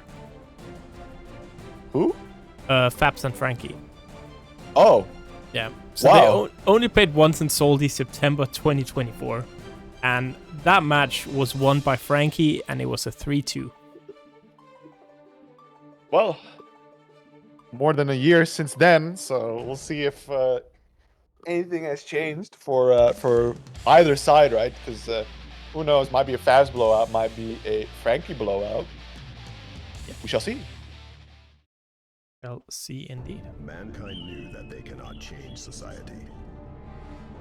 So instead of reflecting on themselves, they blame They blame the beast, heaven or hell. We'll see how this starts out. I could reasonably expect for Fabs to take a more reserved approach, right? Just try to back up a little bit, get the Coopers deployed, but you do run the risk similarly that in these moments where you're trying to create some space, you might get tagged out by some of the larger Potemkin arms. So we'll see. I mean, you also have to, like, the win condition for Jacko really is putting the opponent in the corner, right? At the end of the day here. So yeah, you kind of want to do this, right? Just put him in the corner.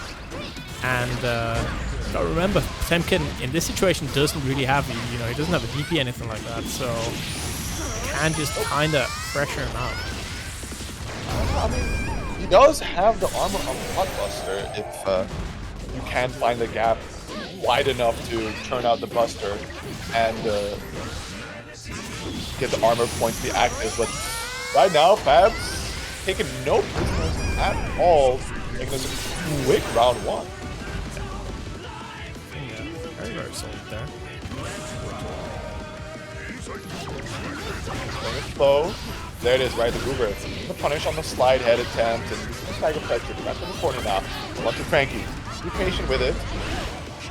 Unfortunately, if you do get a little too hasty, you might find yourself getting frame trapped as well as the burst being gated right after. Fab. Still, momentum running again. Another frame trap. Driver breaking the wall, getting that hard knockdown, and such a lot of momentum going on right now. Frankie just trying to get something going here, but just stuck. Stuck. Yeah. And Fabs with like a strong showing. Jacko, right? It's like she just does this, constantly throwing goobers, kicking you, frame trapping you, trying to get you to be impatient in your defense, to risk something, and ideally land within her counter hit. There comes a point, I think, like you for the most part have to wait out her goobers. So the bar that she has above of her gauge showing how long they can stay on the screen, how many more actions and claps she has. But similarly, right, they do plan around this to find an appropriate moment to disengage when they're starting to realize they're going to run out of the goober resources. So gonna send out first goober. Slide hit this time to find that opening, and now suddenly it will be Frankie with the pressure, and as we talked about, that's also very scary. Nice, again calling out that PRC Buster. Frame trap finds the opening. They get the side swap, and it's again Frankie back against the wall, holding the goober pressure. And too hard to see. Gets opened up by the load straight away. Can't see the Leash drive, making the damage stick as much as possible before Frankie could decide to burst. I think at this point, Frankie doesn't even burst. No, goes to the gold burst, believes in the storyline of the hero. Moves on forward, tries to go for the heavily pot buster, but able to just slide away with the PRC in time. But a big 5 HS is going to tag. However, wake up 2K mash. So though, back to instant. Anything like before, 5K meaty into the Ganter Kai, and does win out.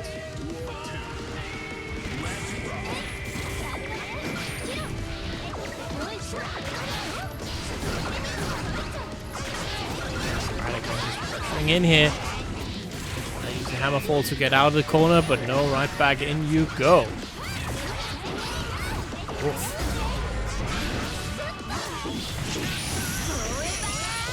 Party simply don't stop.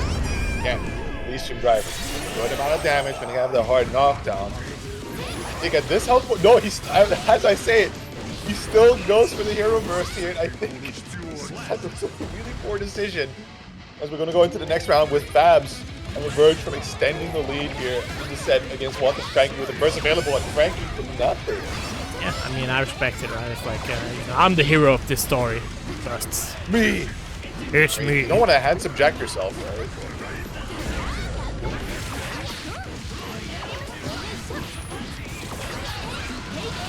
Pressure, tap dust. That dust, yeah. Ooh.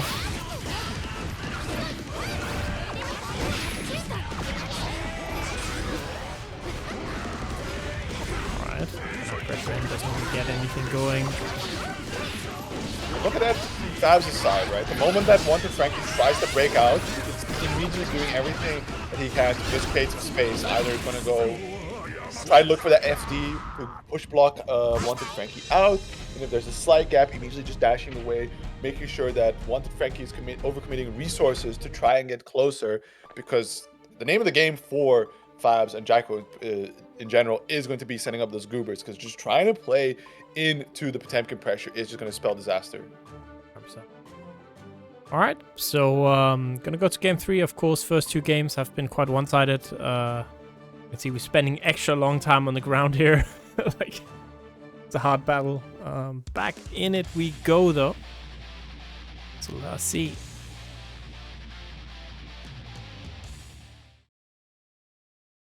Mankind. Duel 1.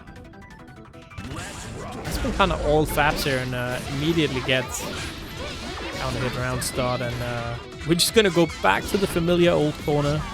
We've been here before.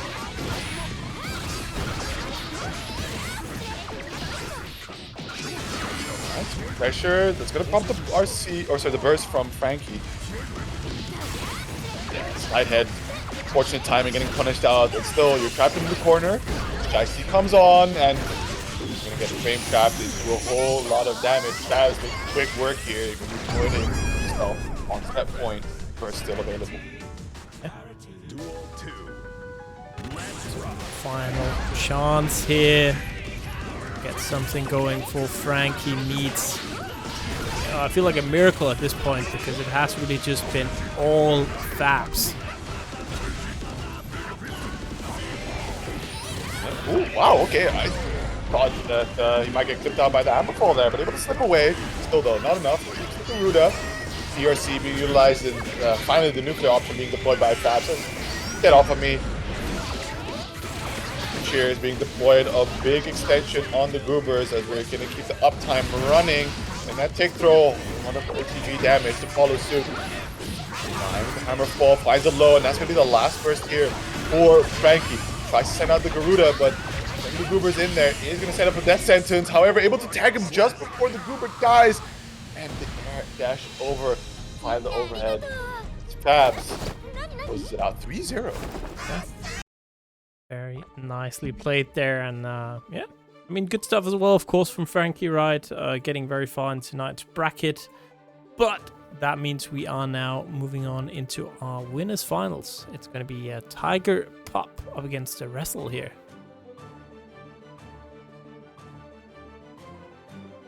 Interesting matchup for sure.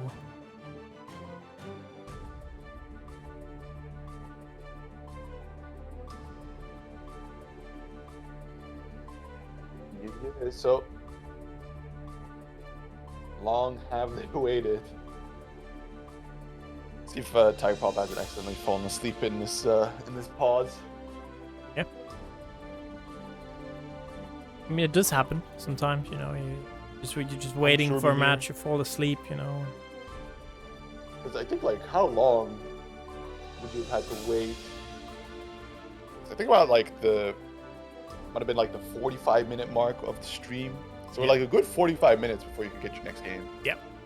That's always the like annoying part about online brackets, right? Is that normally you would have a shorter wait because you would start with losers bracket, like the first 2 matches, and then go to winners. So there's a smaller wait overall, but yeah, the way of online brackets just means that winners will be done much sooner than losers. So you kind of have to do it that way around. Yeah, unless you said, you know, you want a big weight on the other hand. It's like, it's hard for sure. Dude, I don't know if you remember a head stomper, but there's like that bed in the lobby at the event. Yeah. Like a swing where people like mid-tournament will just be napping out there. It's Yeah. so funny. Can we look forward to that again? Or is it is it gonna be in Denmark this time? It hasn't been in Denmark for many years. Put it Many, in many Denmark years. again. Let's go to our house, baby. Let's But go that- to the local scene. True. You know, we might figure something else out for us. Our local bar. Are you able to leak any announcements about Head Slumper? No. I need to know. These events are starting to line up, and my schedule getting a little bit full. I'm looking at Combo Breaker. I'll be poor decision, but I'm looking at that as well now. Yeah, I mean, again, as we talked about, right? Chicago is just unreasonably cheap. So Yeah, it's chill. It's really funny because I was like, oh, cool, Combo Breaker. Maybe I get to see like a different state. It's like, nope. Same state. Chicago. You do fly to a different airport though. That's neat. You can fly to the other one. there we go. But yeah, I'm definitely looking forward to a whole bunch of events next year. I'm glad to see that Button Check will be back next year. So I do hope you'll Really, be was turned that out for that. announced? Interesting. Yeah, they announced it. So they gave an official insight that it wouldn't be happening this year because it happens in December. So it wouldn't be happening this year, but they're going to be regrouping for a next year type thing. So similarly to how Head Stomper went last time, right? Like there wasn't the 24 edition. And instead they all regrouped. They hired you to run Strive and such. That makes sense. But I mean, before we start getting ahead of ourselves in terms of event seasons, right? Don't forget, Outplayed next year though, but it's still in the current Arc World Tour. So for any of you who are fiending for those last bit of AWT points, right? It is a gold event. It's a gold event. You can get a big 100 points if you win that. So definitely turn out because I think some of these rankings are starting to get really, really close to one another. Yep. Yeah, it's definitely being, starting to get a little bit interesting and maybe a little bit too interesting for certain players. Speaking of interesting, I can pop back on the Happy Chaos. We need to go for the early burst and just running Resil down into the corner. We are now running the gun pressure to slow away and patience there. But yo, hold on, is this real?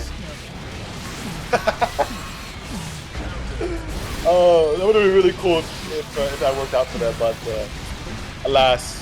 The 6B though, able to avoid the bomb for the most part. Just chilling under the pressure of Resil for the time being, but the bed full. Alright, but the position a little lacking aside from Resil. Nevertheless, we find another opening, but we can pop back into the corner, and we are off to some really, really good momentum. Well, thank you very much, Craig. Good to hear that, yeah, people thought it was generally well ran. But I think Head Stomper's always been like one of the events that's considered to be running very well. Always had that kind of old reputation. Nice you managed to make it nice as well last year. Ooh, there we go though, downstairs.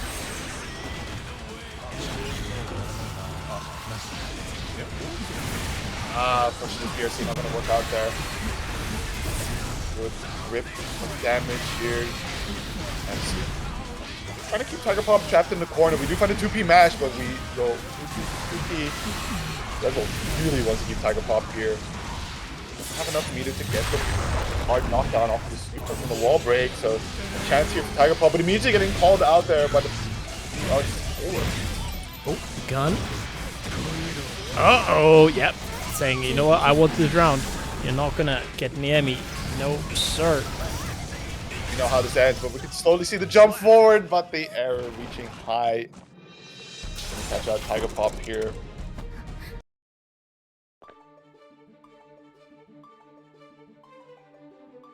Yeah, the big left seal of approval. That was a big one. That was cool. That was so funny.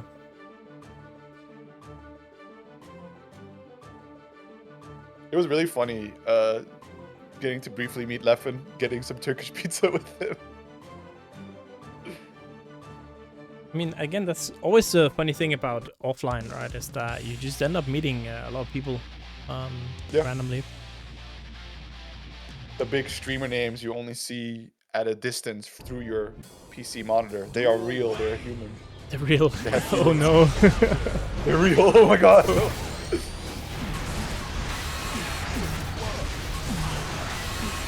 Okay, Tigerpop's taking it on the Happy Chaos. Might have seen the A.B.A come out, but man, Resil was really not allowing Tigerpop to really start anything at all.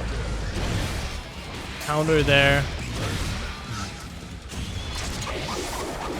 Coming out. It's a lot of damage.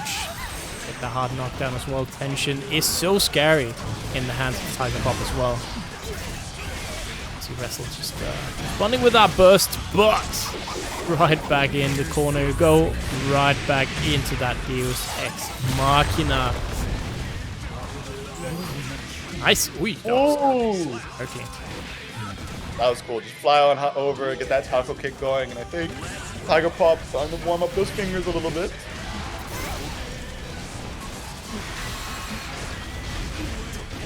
Ooh, okay.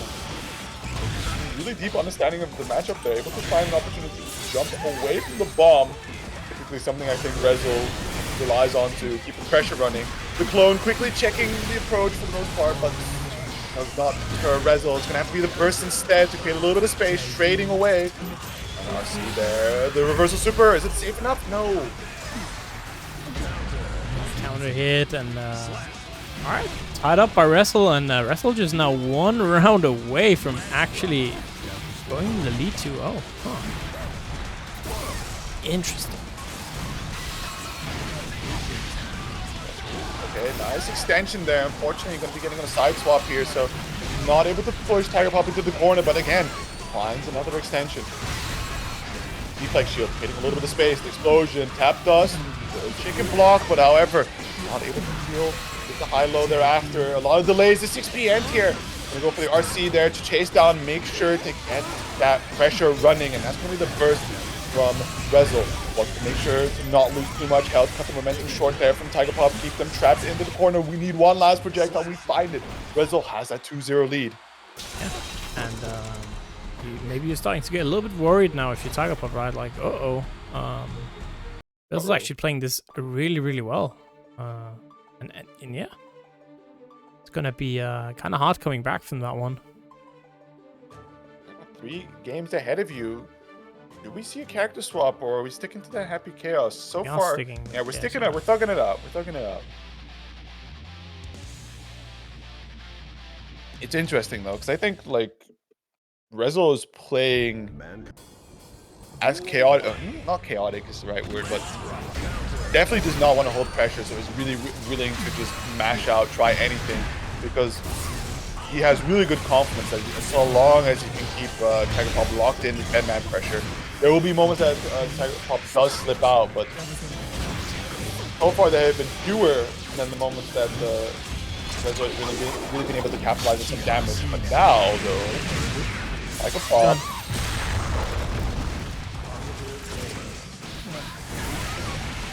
Again, it is Resil though, coming in with the pressure, gonna get countered. Yeah, just you know what, we're just bursting right away. Don't want to deal with that at all. And the install here. Go for the super focus there to recover from the out of focus state. Look at the pickup here. Look for the backdash. Mash going air to air, but really on the back foot now. Ooh, big hit. This is exactly what Resil was looking for. Doesn't quite connect the bomb head though, but as RC is going to opt to just go for one last mix up. The fadeaway. Fakes out the gold burst and the double overhead. He's going to secure it. Resil now on set point here against Tigerpop. Ready to 3-0 this person.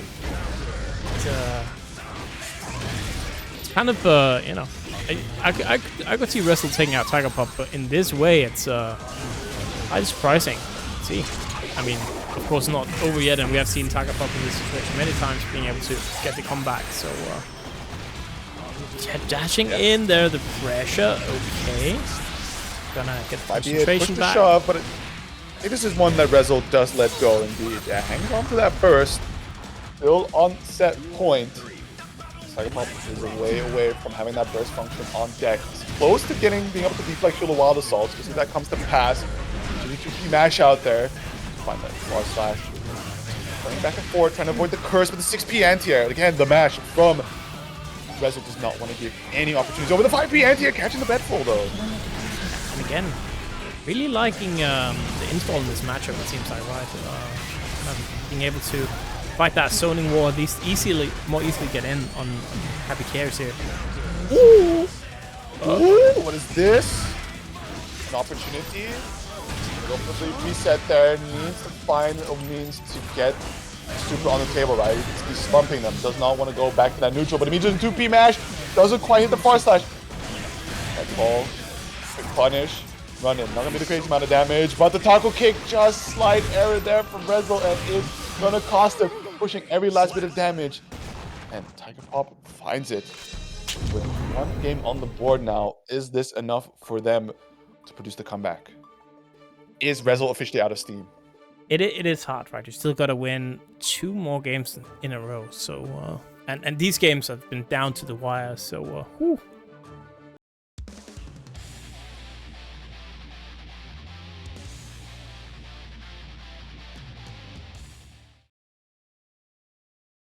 Man.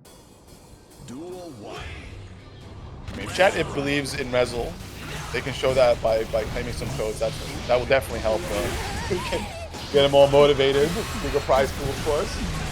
Here we go. Off to a great start. Has Tiger Pop trapped in the corner here. We see the FD being used to get a little bit of space and the roll through, but immediately the chat is going to be allowing for a clean conversion on Tiger Pop's side. Let's tag them air to air and it's out the first. Some really solid stuff here for Resil to start things off with. And again, a really confident round. Back to set point.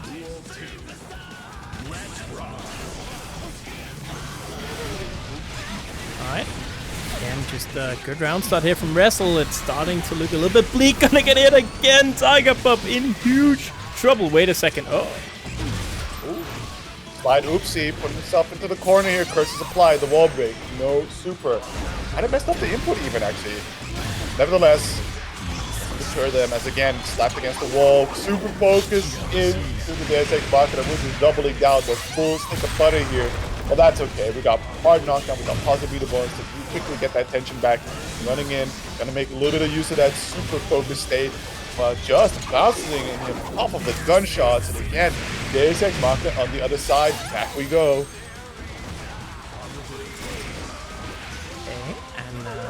Round goes somehow again here to Tiger Pop, finding a way, right? Even in these situations looking quite impossible, and this just Resil struggling a little bit to put it away here.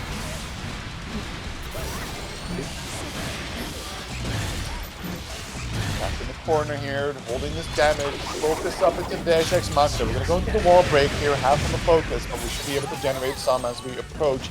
This hard knockdown, giving up a little bit of setup situation with the 2P mash. Getting the tomahawk.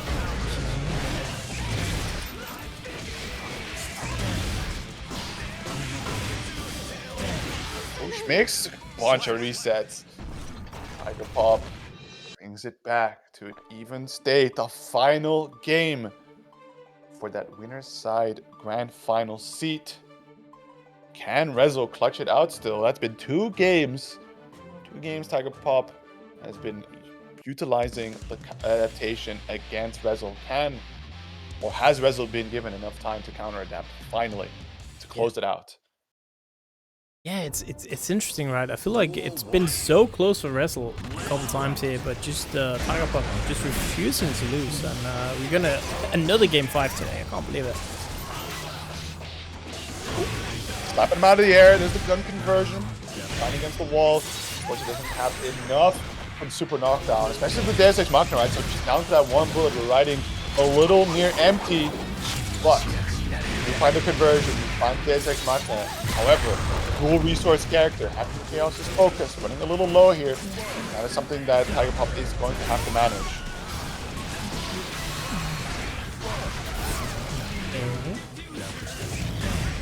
See,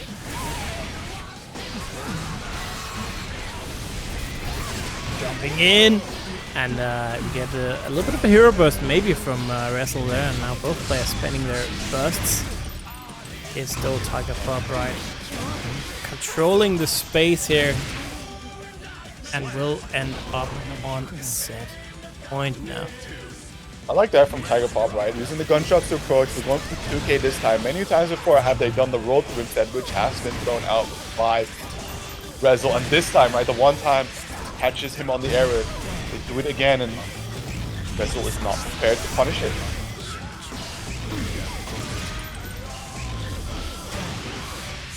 Oh, that's devious.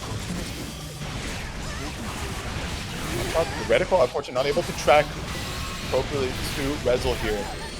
Must find an opening, finds a conversion. However, no super means no hard knockdown.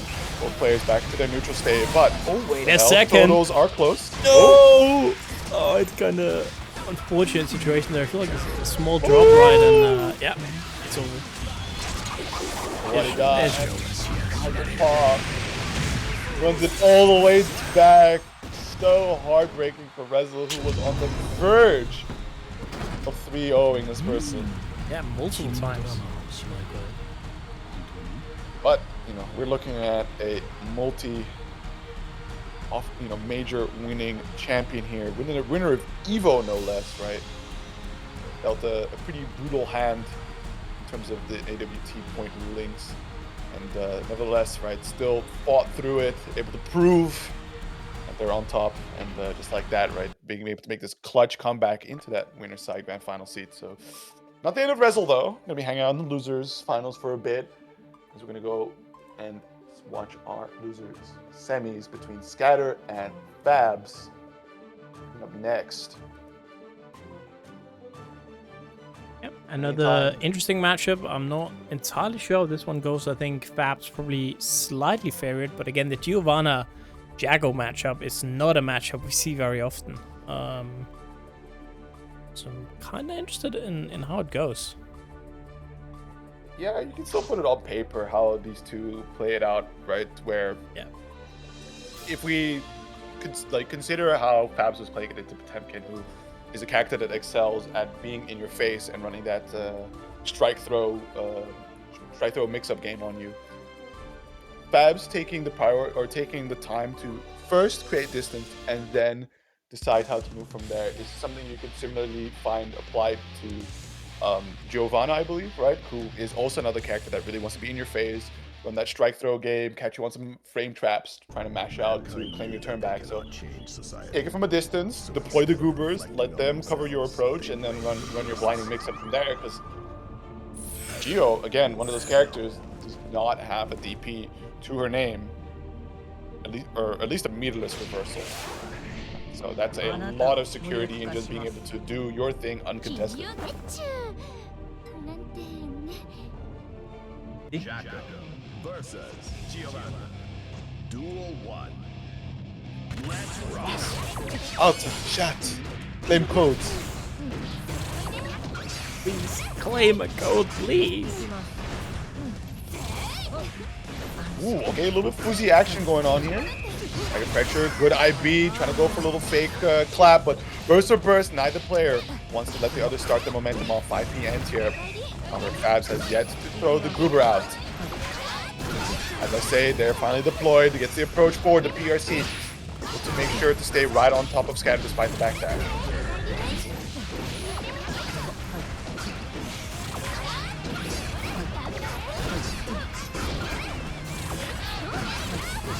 Go, that's defy all odds, that's how it goes. Does get rewarded for the patience to dash in. However, not going to be able to get too much of a conversion immediately. Fab back in the driver's seat on the pressure game here. There's plenty of Goober meter to work with here. The Garuda dog being used to try and break through the projectile inbound deflect shield. Get a little bit of space, hoping to catch. Fab is being a little too aggressive there. Does find another counter hit. Scatter really performing a miracle here to try and survive the Jackal pressure.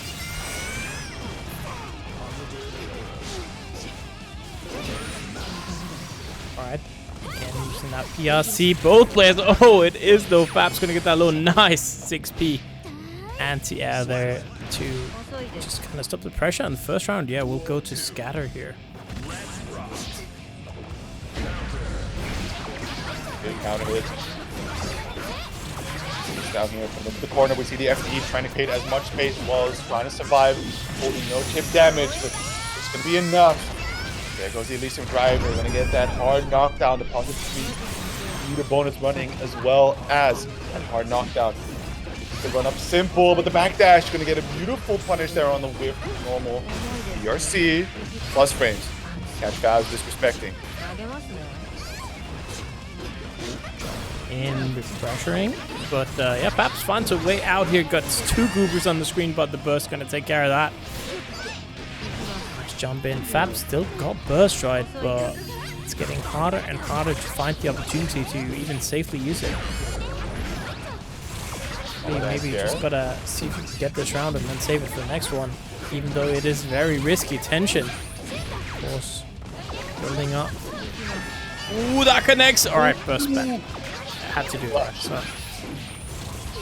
Yeah, you're really scrambling for that last hit here, at least to bring it to an even round situation. But Scatter has to be careful. Not being able to get the Garuda dog out in time. Just swing on through, but the approach is going to work. And that's going to be the first game going the way of Scatter. That's 1-0 Scatter. Interesting. Was I should say, very crazy scramble situation there. Both players just trying their hardest there to get just that single hit needed for the round. But again, gonna show us that this is gonna be a very interesting set.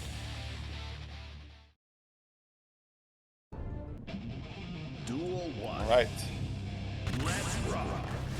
Number 2. Already see Fabs taking a more distant approach, and immediately he's got to go for that early burst. Have to chase down there, denying the momentum. His own instead. Plus frames, on for the throw. At some point, Fabs is gonna have to take a guess.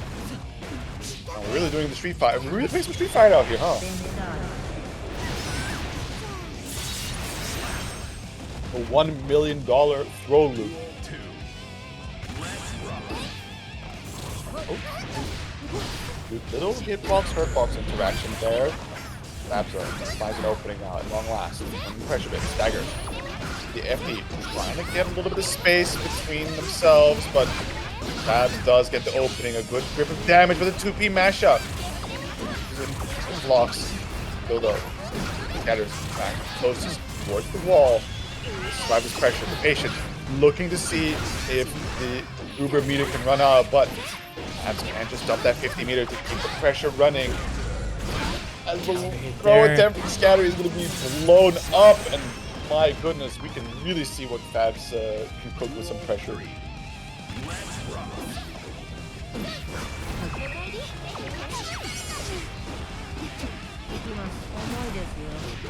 Alright, again the pressure from Scatter putting Fabs in the corner, but Goober's starting to come out. We just need that little space right to get going for Jacko, and yeah.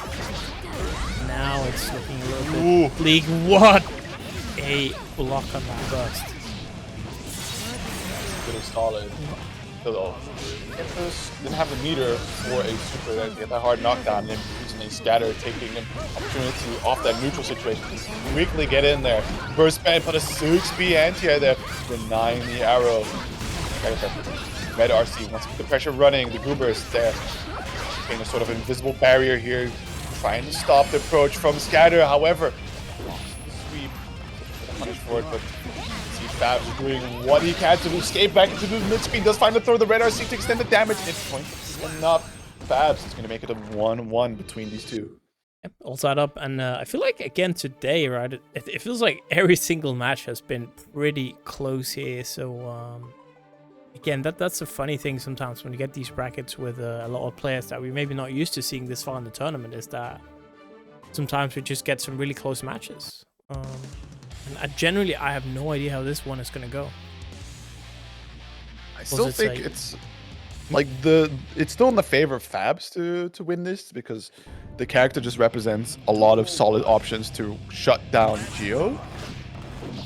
But Scatter is really locking in here to play it as clinically as possible, right? To circumvent the weaknesses of Geo, to try and get through the Hell Zone pressure. But of course, right, that just means that Fabs has to make a few good calls and really puts Scatter in a very, very painful situation.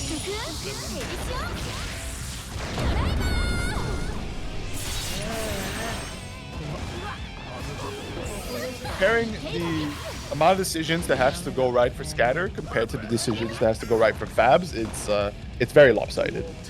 And he's gonna get that perfect as well.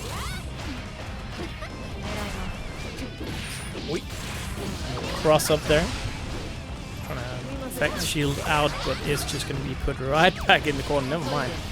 Finds a good mash there out of the pressure. Nicely done. The fake clap there. Find a quick opening. PRC plus some block.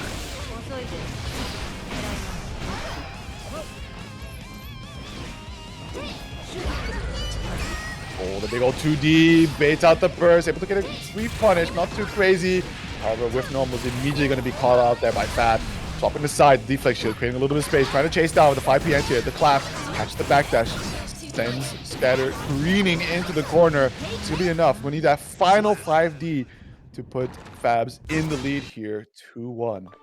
Yep. Good.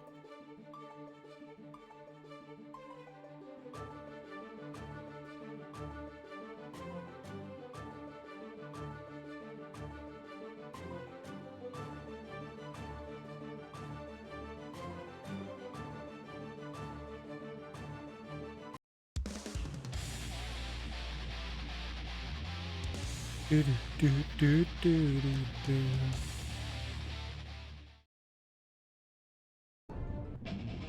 Duel 1. Alright. So final chance here for Scatter to keep the dreams of the top 3 alive. Also got a 3 YoKai players in top 4. That's kind of funny. How do they do it? How do they do it?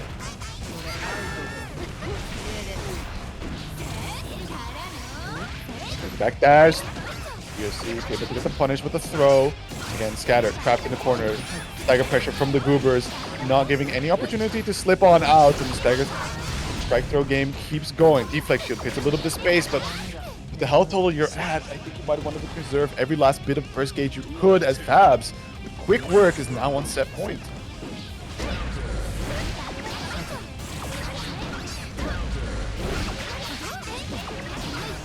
Go. Starting to look rough here. Nice. Oh, doesn't quite get the follow-up there. And it's just back to the Fabs show here. Gonna get another hit. So much tension for the Jago. And okay, we're just FDing for the game here from Scatter. I'll see. Okay. A real dice case finger moment there. And this pressure from Fabs just never lets up. Constantly pressing on forward, making sure to spend that Scatter spends every last bit of tension, just trying to survive the chip damage here. But the Frisk gauge is cranking on forward. We have that 50 meter on the table. We should see the Shice activation, but the 5D into the RC for the confirm. Fabs is going to close it out with a perfect 3-1. Yep. All right, not a 3-2 game. Interesting. Wins. It's just very tough for Scatter overall. It's when you gotta play the dash blocking game, like the difference between like Leo and Gio in this situation is that Leo just has his flash kick, right? Worst case scenario, he can try to blow through some of these frame traps with a DP, but not Gio. No, she really has to just down back merchant that one until they can find an opportunity to either slip out or, you know, the very rare punish moment. Yep. Yeah, and again, I think it showed that this matchup might be a little bit difficult. Smidge. Yeah, just a smidgen. We got both players already. And they're waiting for some sort of go-ahead. I'm just gonna write gaming. If they don't understand that, then they're DQ'd. But now, very, very good here. And super interesting debate. This matchup is well gonna be interesting. We of course saw it before. Resil beat Fabs 3-1, but it was extremely close. Classic. Yeah, but it's close though. They didn't understand, I think. Oh, time to DQ. Yeah, we'll just roll a dice or just a little bit of match fixing. Tio picks their favorite player and lets them slide on through. I think we should just, you know, we could just put like in a substitute player to play for the grand finals. You know, like. All coming back from Kodo. Alright, okay, Fabs just needs a minute, which is fair. Alright, so we just got a little bit of a wait, a couple minutes, and then we are ready with our second final game of today. It's going to be our loosest final here. Again, interesting matchup.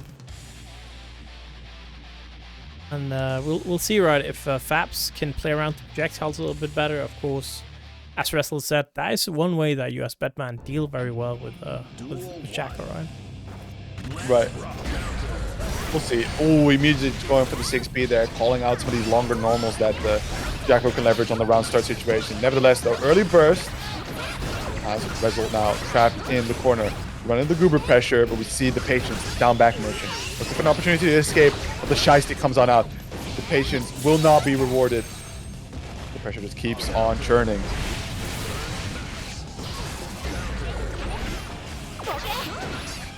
But thank you, Scatter, for the raid. Good run there. Yeah, GG is good stuff getting fourth. Like a rough matchup. Happens. Yeah, happens. Especially like in a game like this, right? I really do feel like Strive is one of those games where if you have two characters, unless you play one of the unicorns with no bad matchups, then you're probably good. Like it's a very hard game to only play a single character. Right. Especially one that's fallen a little bit out of grace with the overall meta. 100%. Oh, nice. Gonna get that anti-air there. Wow, okay, a little interesting 6B action. Gabs going for the gold burst here. Chasing down Resil. Finds a beautiful little opening. Nice close / stagger pressure. Will be deployed. Shiesty put on. It's going to be a moment that Resil just has to sit there and hold it for a little bit. However, it's counter hit. Going to slowly but surely push himself closer to letting that Fabs get that win. 5P anti-air, and it's over.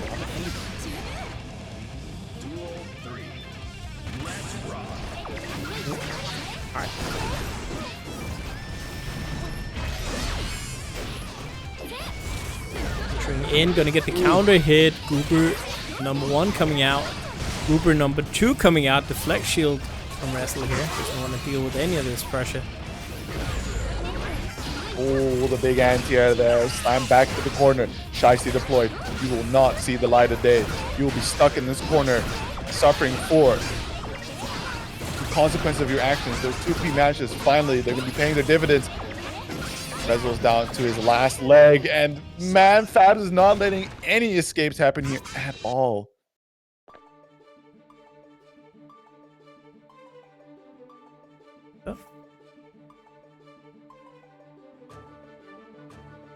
But we saw this last time, right? It was that game 1 that Fabs also won the last time around, and then it got kind of turned on its head, and Resil just returned with 3-0. We'll see, right? Like, I think we see that Fabs is going much faster into the Shiesty super just to really keep the pressure running for much longer. Resil's a patient one, but at some point he is going to try and want to mash out to look for a gap to really get his turn back. And if Fabs can keep up the pressure long enough to actually capitalize off that moment, right, where Resil finally has enough and get a counter hit going, then we saw the success from before. But some really, really good callouts from Fabs on these wake-up situations has not really led to the most amount of pressure coming out from Resil just yet.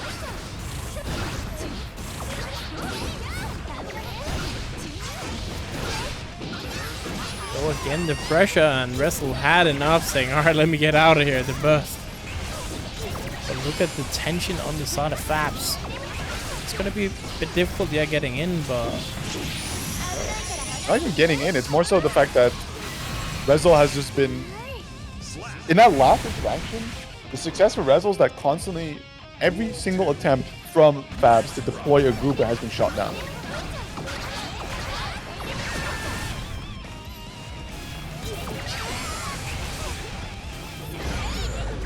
Counter.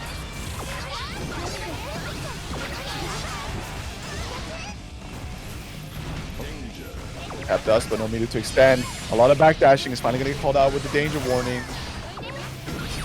Let's go for the aggressive first. Wants to keep Resil locked in the corner, but still look at these chase down, denying any and all Gruber sets. We know how dangerous you can get when those are on the field. But so long as I can keep sniping you or them, there is no chance for play. As Resil ties up the set 1-1. Yeah, and again, kind of showing signs of the previous set between these two. It's it's like a mirror of that set right now. The first two games. So we'll see. You know, if Fabs now can turn it around, or it will turn out the same way. Will disaster strike or not?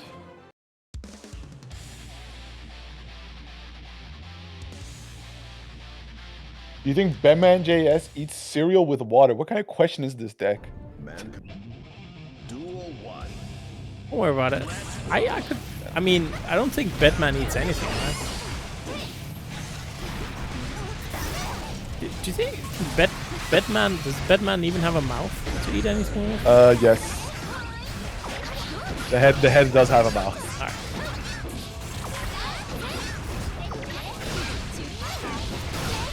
Alright. If anything, I'm pretty sure that the Bedman, or the bed inheriting from the man, would most likely eat cereal with milk, putting in the milk first. I mean, is that even better than eating it with water? Like, of course. Exactly. But it's like there's a very logical and structured argument that we could come up with why it's better to pour the milk in first.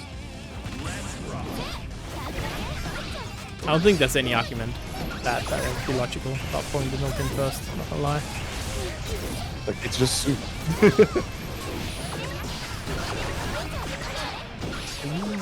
Okay.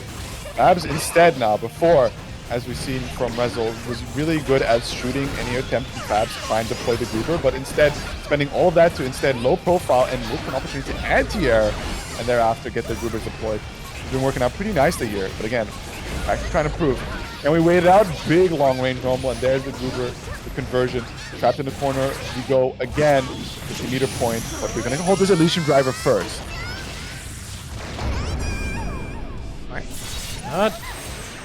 And now we might be seeing a lead now for Fabs. Yes, it will be a 2-1 lead now for the Jacko. So I'm not going to repeat. We are going to see a different timeline here. Interesting. Jacko Nation? Is this it? Perhaps we can get hype? It's been years since we had the Jacko winning Salty. I think it's probably Carrot of Wisdom won Salty, I'm pretty sure, at some point. Duel 1. Let's rock. Well, we'll see if we're not counting our chickens too early here. Fabs has to go and win one more against Resil. You can show that with the right start, with the right amount of momentum, can really be an oppressive force that does not let you interact at all. Saw the burst being deployed, but still stuck into the corner. Here come the errors, and again, Jacko not too well equipped to try and deal with escaping stagger pressure. And despite the drop, it's still enough for Resil to keep on going. A perfect here to try and set up for a one-round situation before tying up the set. Yeah. Why shouldn't you count your chickens early, actually? What's up with that? I think it has to do with the fact, or like, so they're counting your eggs before they hatch. It's like counting your chickens too early. I think it has to do with like the market of selling chickens that you don't overpromise. It's capitalism again, bro. Oh my god. Alright. Shoutouts. Shoutouts. Gotta see how many eggs you have so you can make slop. Exactly. Alright, tension building up there. I can't believe they they censored shooting. Okay, and it's gonna be set point. So the momentum burst earlier from Fabs does put them in a situation that Resil has his on the table, and very unlikely to see that of Fabs come back unless he's able to get a wall break there with a positive meter bonus running. But the bomb head exploding, denying the escape attempts. FD used to create a little bit of space, but still Resil finds his way in. Putting on the suffocating pressure we've seen before can really lead to a dominating round performance, and already is starting to line up in such a way. Good opening here. Gonna go for the install, and just the damage coming out.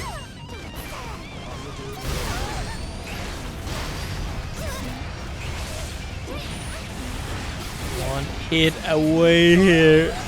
I gotta activate again, dude. It's over, yeah. Yeah, and just throughout the multi-hit explosion, there's just not enough meter on Fabs' side to survive that out. So, final game coming up. Game number 5.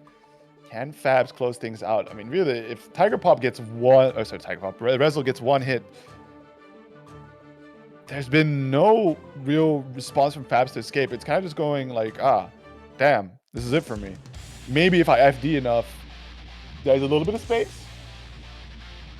But Resil's not blindly running his pressure, of course, that he's going to be a victim of push block.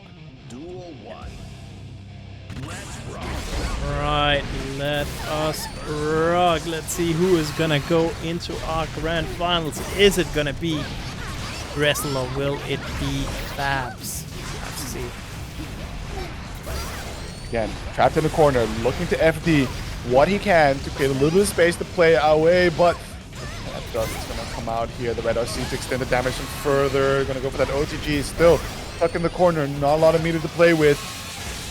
Go for the tomahawk as well. The wall splat off of the arrow, not enough to kill. Maybe with this neutral situation it's going to be enough, but again, right, we've seen that Resil just resorts to shooting to deny any opportunity for the Gruber set. Resil now, set point. A little bit sketchy.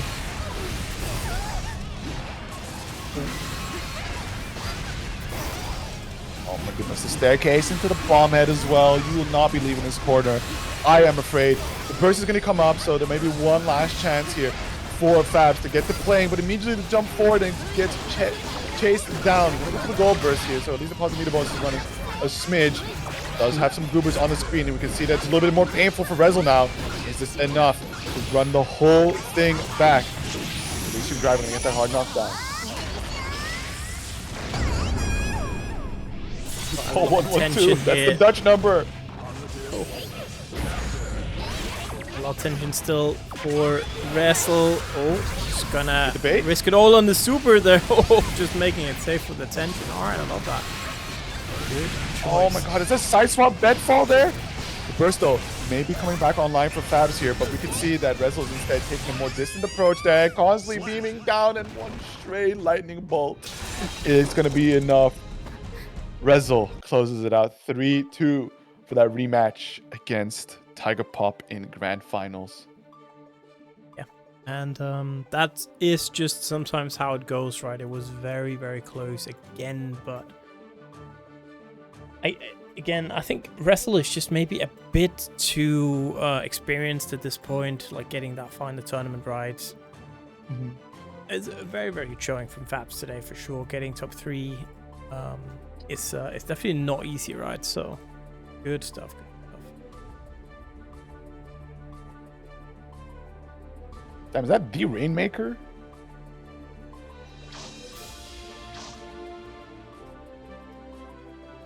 Make it rain, you know.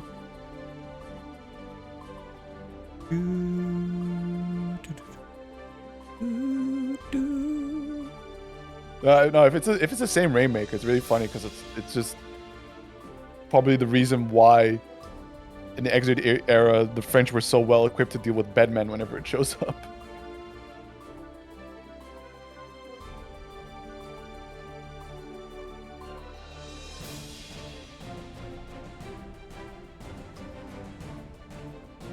It's a very specific, situation as well. I guess there weren't really that many Bedman in Xrd. Like it was, I guess, even more rare right, in Xrd than here. I mean, I'll tell you how specific the situation was. It was this year's Brussels where Nayad, our local Bedman player for Xrd, was playing against Bako, a French Axel player. And Bako was doing all kinds of things where it was like knives were scratching his head, where it was going like, what? How do you know all this? Like, who do you have to play Bedman to teach you all this? Have you played Rainmaker? And then Bako's like, yeah, we used to play him a lot. It's like, oh, that explains everything. So literally the arms dealer of anti-Bedman tech for the French. Yeah. I mean, it's always good having someone local, right, that's able to kind of show the ropes of especially some matchups that might be a bit more obscure. Especially if it's matchups that can be hard to lab, right? I definitely feel like sometimes that even if you go to the lab, you see some stuff. If you don't get the proper match experience, you don't, you maybe don't have anyone show you how to deal with stuff. It can be very hard. I mean, that's how it used to work in the old arcade days, right? Because it was your local arcade was who you had to practice against. And it just reminds me of like Dogura in Plus R or in XX playing RoboKai, being able to take a lot of tournaments simply because nobody else was playing RoboKai except him. Yeah. Duel 1. All right. Here we go. Nice, same side mix. Goombas stomping their way to success, but that is going to be the burst into the far slash. Both players bursting out. Wants to cut the momentum of the other short.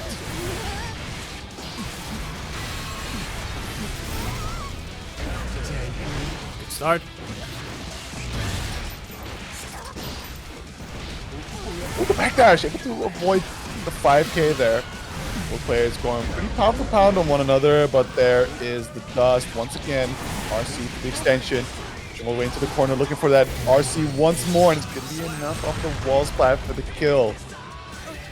Resil does have a long journey ahead of him, right? He has to win a cumulative 6 games to take this tournament, whereas Tiger Pop only needs to win that one instance of 3 games.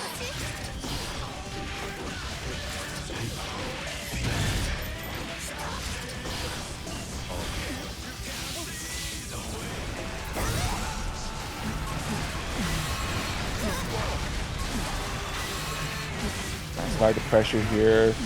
Bunch of overheads, but the last one, the tap dust coming on through. Gonna go for the burst here.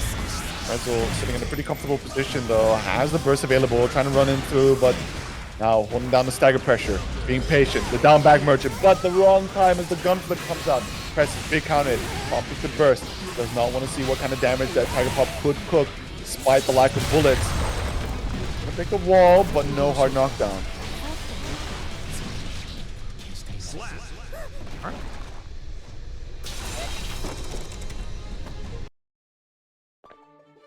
So, yeah, we see good signs here from Resil, right? And might be seeing. I feel like we have the same games today. Like, are we gonna get Groundhog Day again? I was about to say, like, we're experiencing Groundhog Day itself. I mean, Tiger Pop has proven that they can overcome Resil's Bedman with the Epic Chaos, although it's going to require some layers and really catching Resil on some traps that he ends up springing himself with maybe slightly too aggressive play on defense.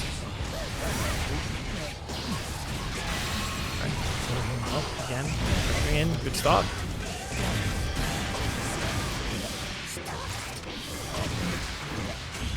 The conversion, able to get the roll through. Here comes the TSX Mark, gonna push some damage ever so slightly, but it's that bullet reload as well as that hard knockdown that really matters. Especially with the focus running a little low. Charging it up.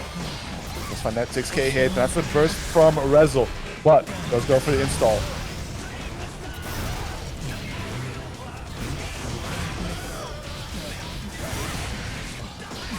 GP Nash. Go.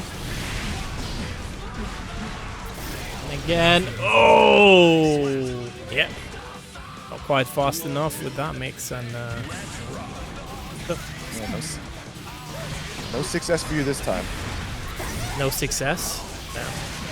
No success. 6-7.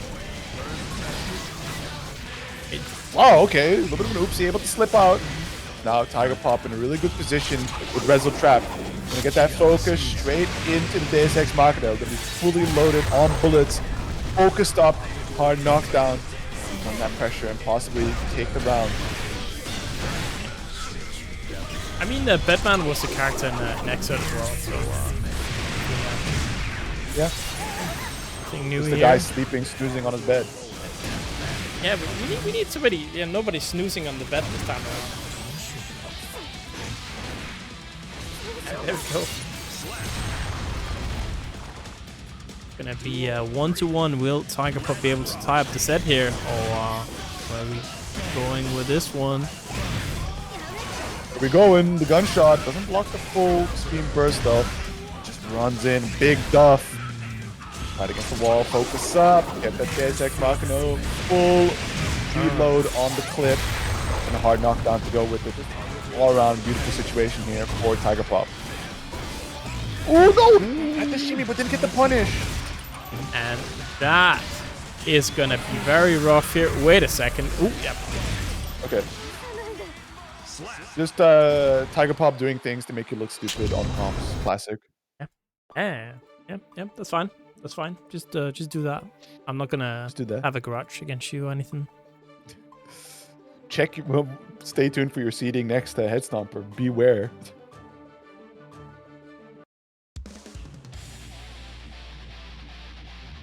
I mean, that's the worst part, right? If you're like a very like one of the favorites to win, what can you even? How can you even be seated tallly, right? Like, it's just gonna be bad for the other people. Oh. Yeah. Yeah. How dare you be so good at the game? Yeah. Stop that. Extending the active frames off of the clone hit. Still though, Tiger Pop able to find some benefit for themselves in the end. It's gonna get that Deus Ex Machina. Getting quite comfortably on the resources. Full clip, focus, not full out, but still comfortable enough to operate with. Has to go for the shimmy, but that's a 2P mash from Resil. Able to take control back of the pressure game. It's the PRC through, the PRC in response, and the bed fall to the The counter. low slap. Very nice, Resil. Pretty good.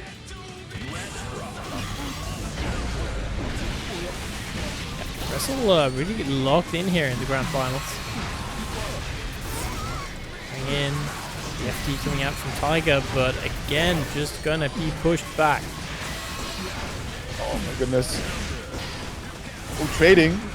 Wants to be aggressive here. Has a life lead to spare to do so. Wrapping Tiger Pop into the corner of the White Wild Assault. Hoping to call out maybe a press there from Tiger Pop, but comes to Tiger pressure, put to the corner, but able to go for the back throw here. Quick RC, push the damage even further, look to bait the burst, but Tiger Pop doesn't bite. And there's the final overhead with the bed fall. Resil now in a eerily similar situation, is one game away from the reset here. Yep, stuff.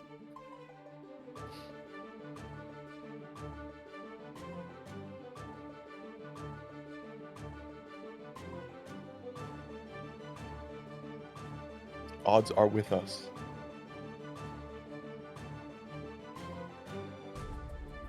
It's still not going to be enough for Tiger Pop to switch to anything else. So they're still very confident in the Happy Chaos, despite how hairy some of these situations can go. Yep.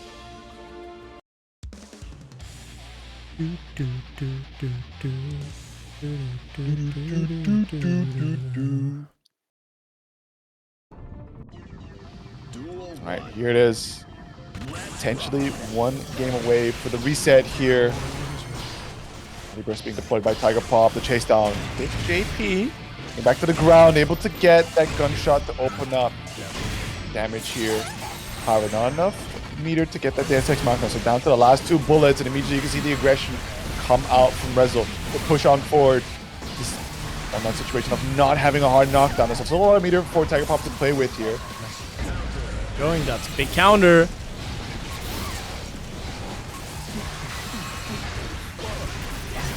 And again, we see Tiger Pop spending every single resource in the world there to keep out Resil, and it's just not happening. We ain't gonna do it. Nice little taco kick the roll through. Enough of these situations to be able to steal a whole round. We're looking for the burst bait there, but Resil not biting. Has too much meter to fail now. One throw whiff into the air throw. Resil now on that reset point. I think Resil is I think he hates the gen. Not a fan of the gen. Right. He is not a fan of the gen. Trying to extend this, keep me away from the deadlock session. I see how it is. There's gonna be the last burst there from Tiger Pop. Trying to make a last stand. Dude, the Wild Assault's been so good actually for Resil here, and yeah, that's gonna be a reset. Big one. Well, 3-1 there. Yeah, thankfully Resil making sure it doesn't go to game 5, so slight fan of the gen.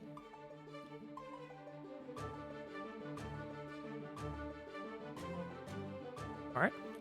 Well. Well.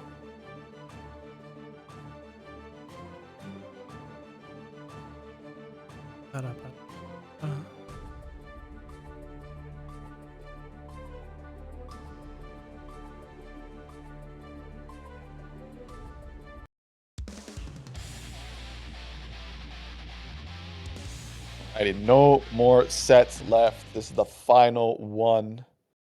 So for anyone that hasn't claimed a code yet, this is your last chance for these players. As it's anyone's opportunity now to win the tournament. Things are starting off pretty nicely if the Tiger Pop has Resil's back towards the wall. Able to find these throw openings, but there's the backdash to escape one last throw. Big plus frames and going off just cool little tomahawks with the arrow to get an extension off the throw as well.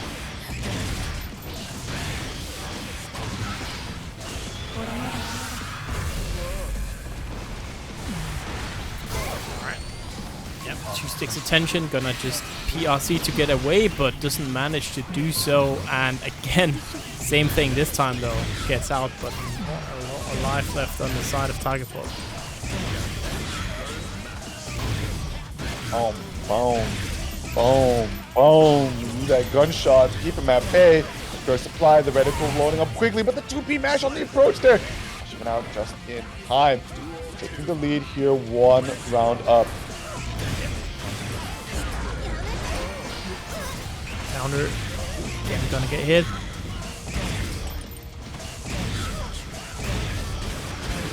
Shots coming out. Tension building up, but gonna get thrown there, just running in. The counter hit. Letting the bomb do the work there. 2S. Look at that, the conversion 2 as well. Taking it all the way to the bank. Evil Empire, Tiger Pop here.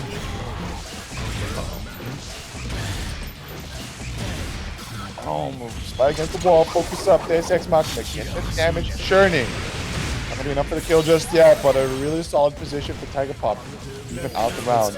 And again, the same thing. It's the second time we see this exact situation, right? I guess you gotta be ready for that one. It's tricky. Flying high and mighty, there he comes.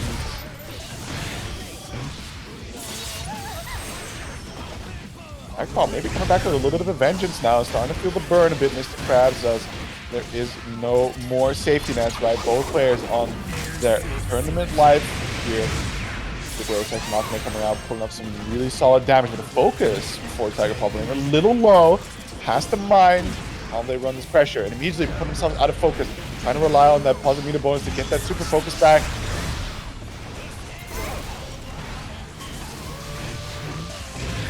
Nice swap. There does it. Tiger up now 1-0. Very interesting indeed. I mean, this is a really solid play. Wondering if Tiger Pop couldn't have done that a little earlier, or maybe it just took the entire set to just kind of get in the right headspace, observe what is Resil mostly doing, where is it kind of going wrong, and to play around those things. And it may also just be the fact that, like, now being in contention to properly lose the tournament is trying to dawn on Tiger Pop here.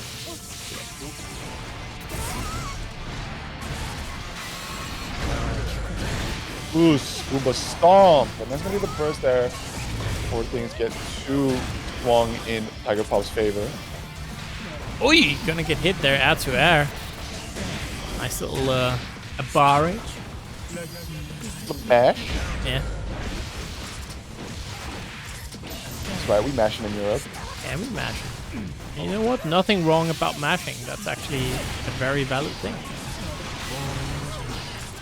Well, it's wrong if you do it. It's based if I do it. I think generally that is actually, I know, maybe not for, I'm not sure for Strive how much that is true, but at least in Tekken, it is like one of the things where you say that's actually something holding a lot of high/mid-level players back from being great is that they play too much around the frames.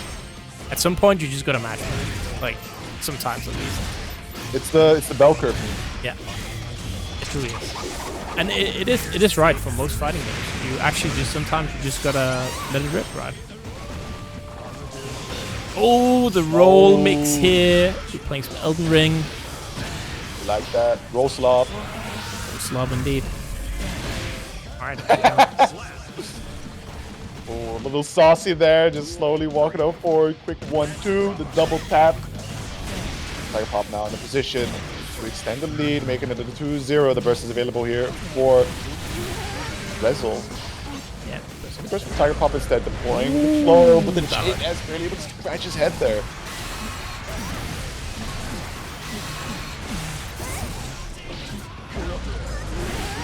Enough mashing. Oh, look at that. Alright. 1-1. Bedman. Oh, not Bedman. Resil playing out of his mind today. Bedman, let's go. Yeah, the Bedman. Who's really piloting who here?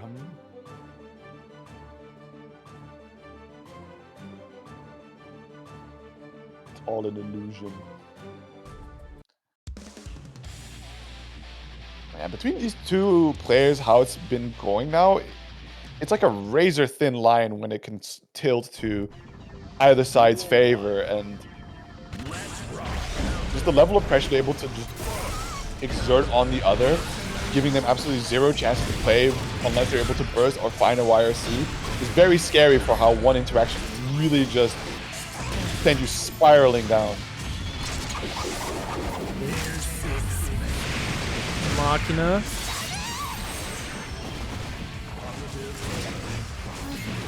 Okay. That YRC there to get out of harm's way, and it's looking good again here. But oh, and again we see Resil just so good at using that Wild Assault to blow up Tiger Pop, right? Tiger Pop trying to get something going, trying to zone a bit. Nope, just a giant bet coming right at you. Oh, I'm slapping you in the back of the head. How dare you? Bonk. Oh, very nice movement here.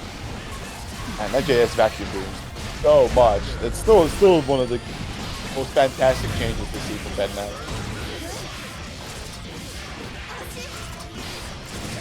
Okay. It's another throw connecting there. We got first for Tiger Pop, but yeah. Hope, yo, everybody get your hopium ready. Hope core, can Resil do it? I mean, we'll all be seeing the Gordon Freeman Hope core.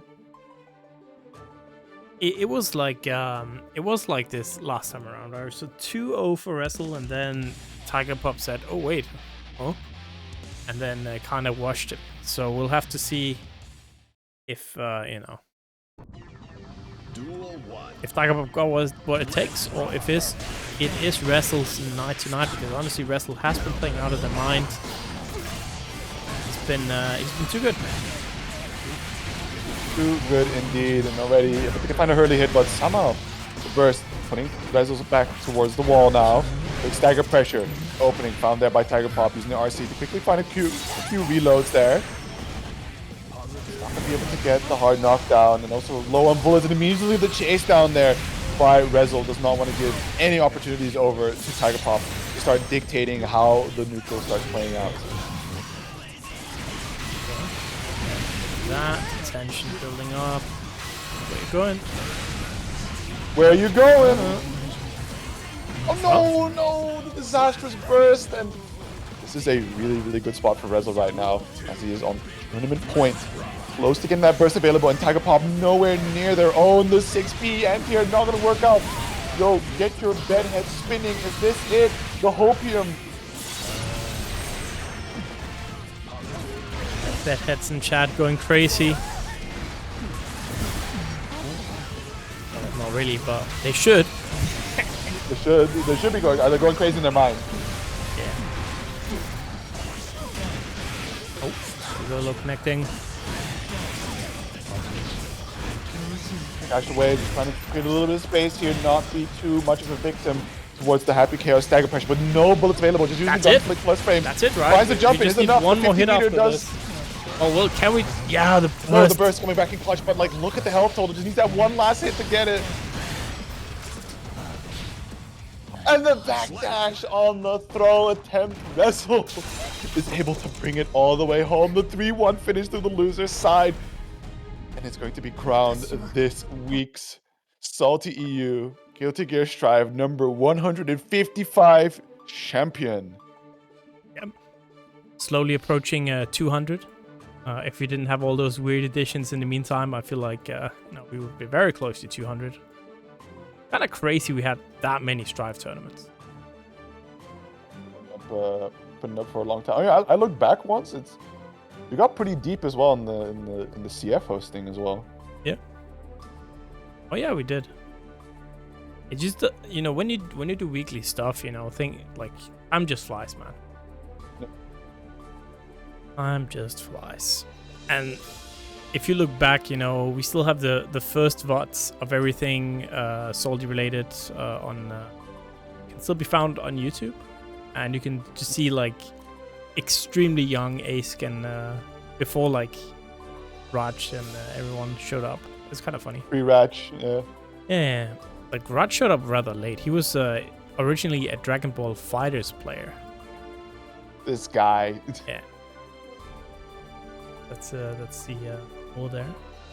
Yeah, good stuff, everyone. Again, super great tournament as usual. Shouts everyone who joined after, you know, having the Kodo week. I assume a lot of people are traveling still, so a little bit less stacked than normal, but was fun for sure. It was fun, right? And reminder, please claim a code on Match Reno. Of course, if you haven't, we only have $25 in the prize pool. It is a top 2 payout, which is nice, but we could get it to be even more impressive. So that requires some help chat from you guys. All right. Do you have anything you want to say before we start? Yeah, absolutely. Make sure to go to Outplayed, right? It's going to be one of those last chances before the AWT finals in March to get your points in. And in general, they're just a really good event that have been for I think it's their 5th year that they're doing this, but you know, solid grassroots event that have worked so hard to be in this position, very deserving of it, no less as well. So if you can spare to go to Outplayed, definitely do check it out. It's a fantastic time there. A little cold, but hey, that just adds to the charm. And otherwise, play some Deadlock, play some Central Fiction, you know, have fun. Or the gym. Or the gym. All right. Who are we gonna raid here today? I guess there's Sai Shaggy. So someone who plays in Salty quite often. Swedish player. Swedish. Swedish. Would you really rate a Swede as a Dane? Very. Yeah. How could I? All right. Do we have anyone else? Do we know any of? I'm not sure about any of those. I don't know anyone else is on. So.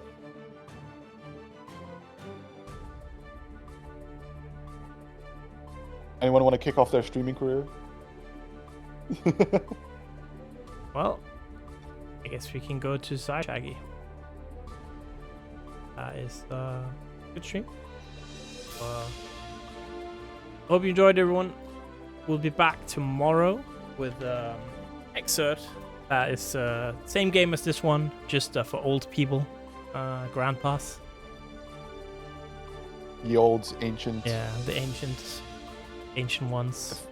Defense of the ancients. That's just how it be. Have a good one, everyone. Oh wait, let me show the top 8, I guess, before we leave. Give everyone a part for this. There you go. Here you go. Beautiful. Look at that. Resil, Tiger, Faps, Scatter, Drosper, Franky, GniuoshkI, and IML. The Captain, hell yeah. The captain, yeah, he always has a good time playing some Xrd. Alright, chat. That's gonna be it. Have a good one. Peace out. Yo, peace.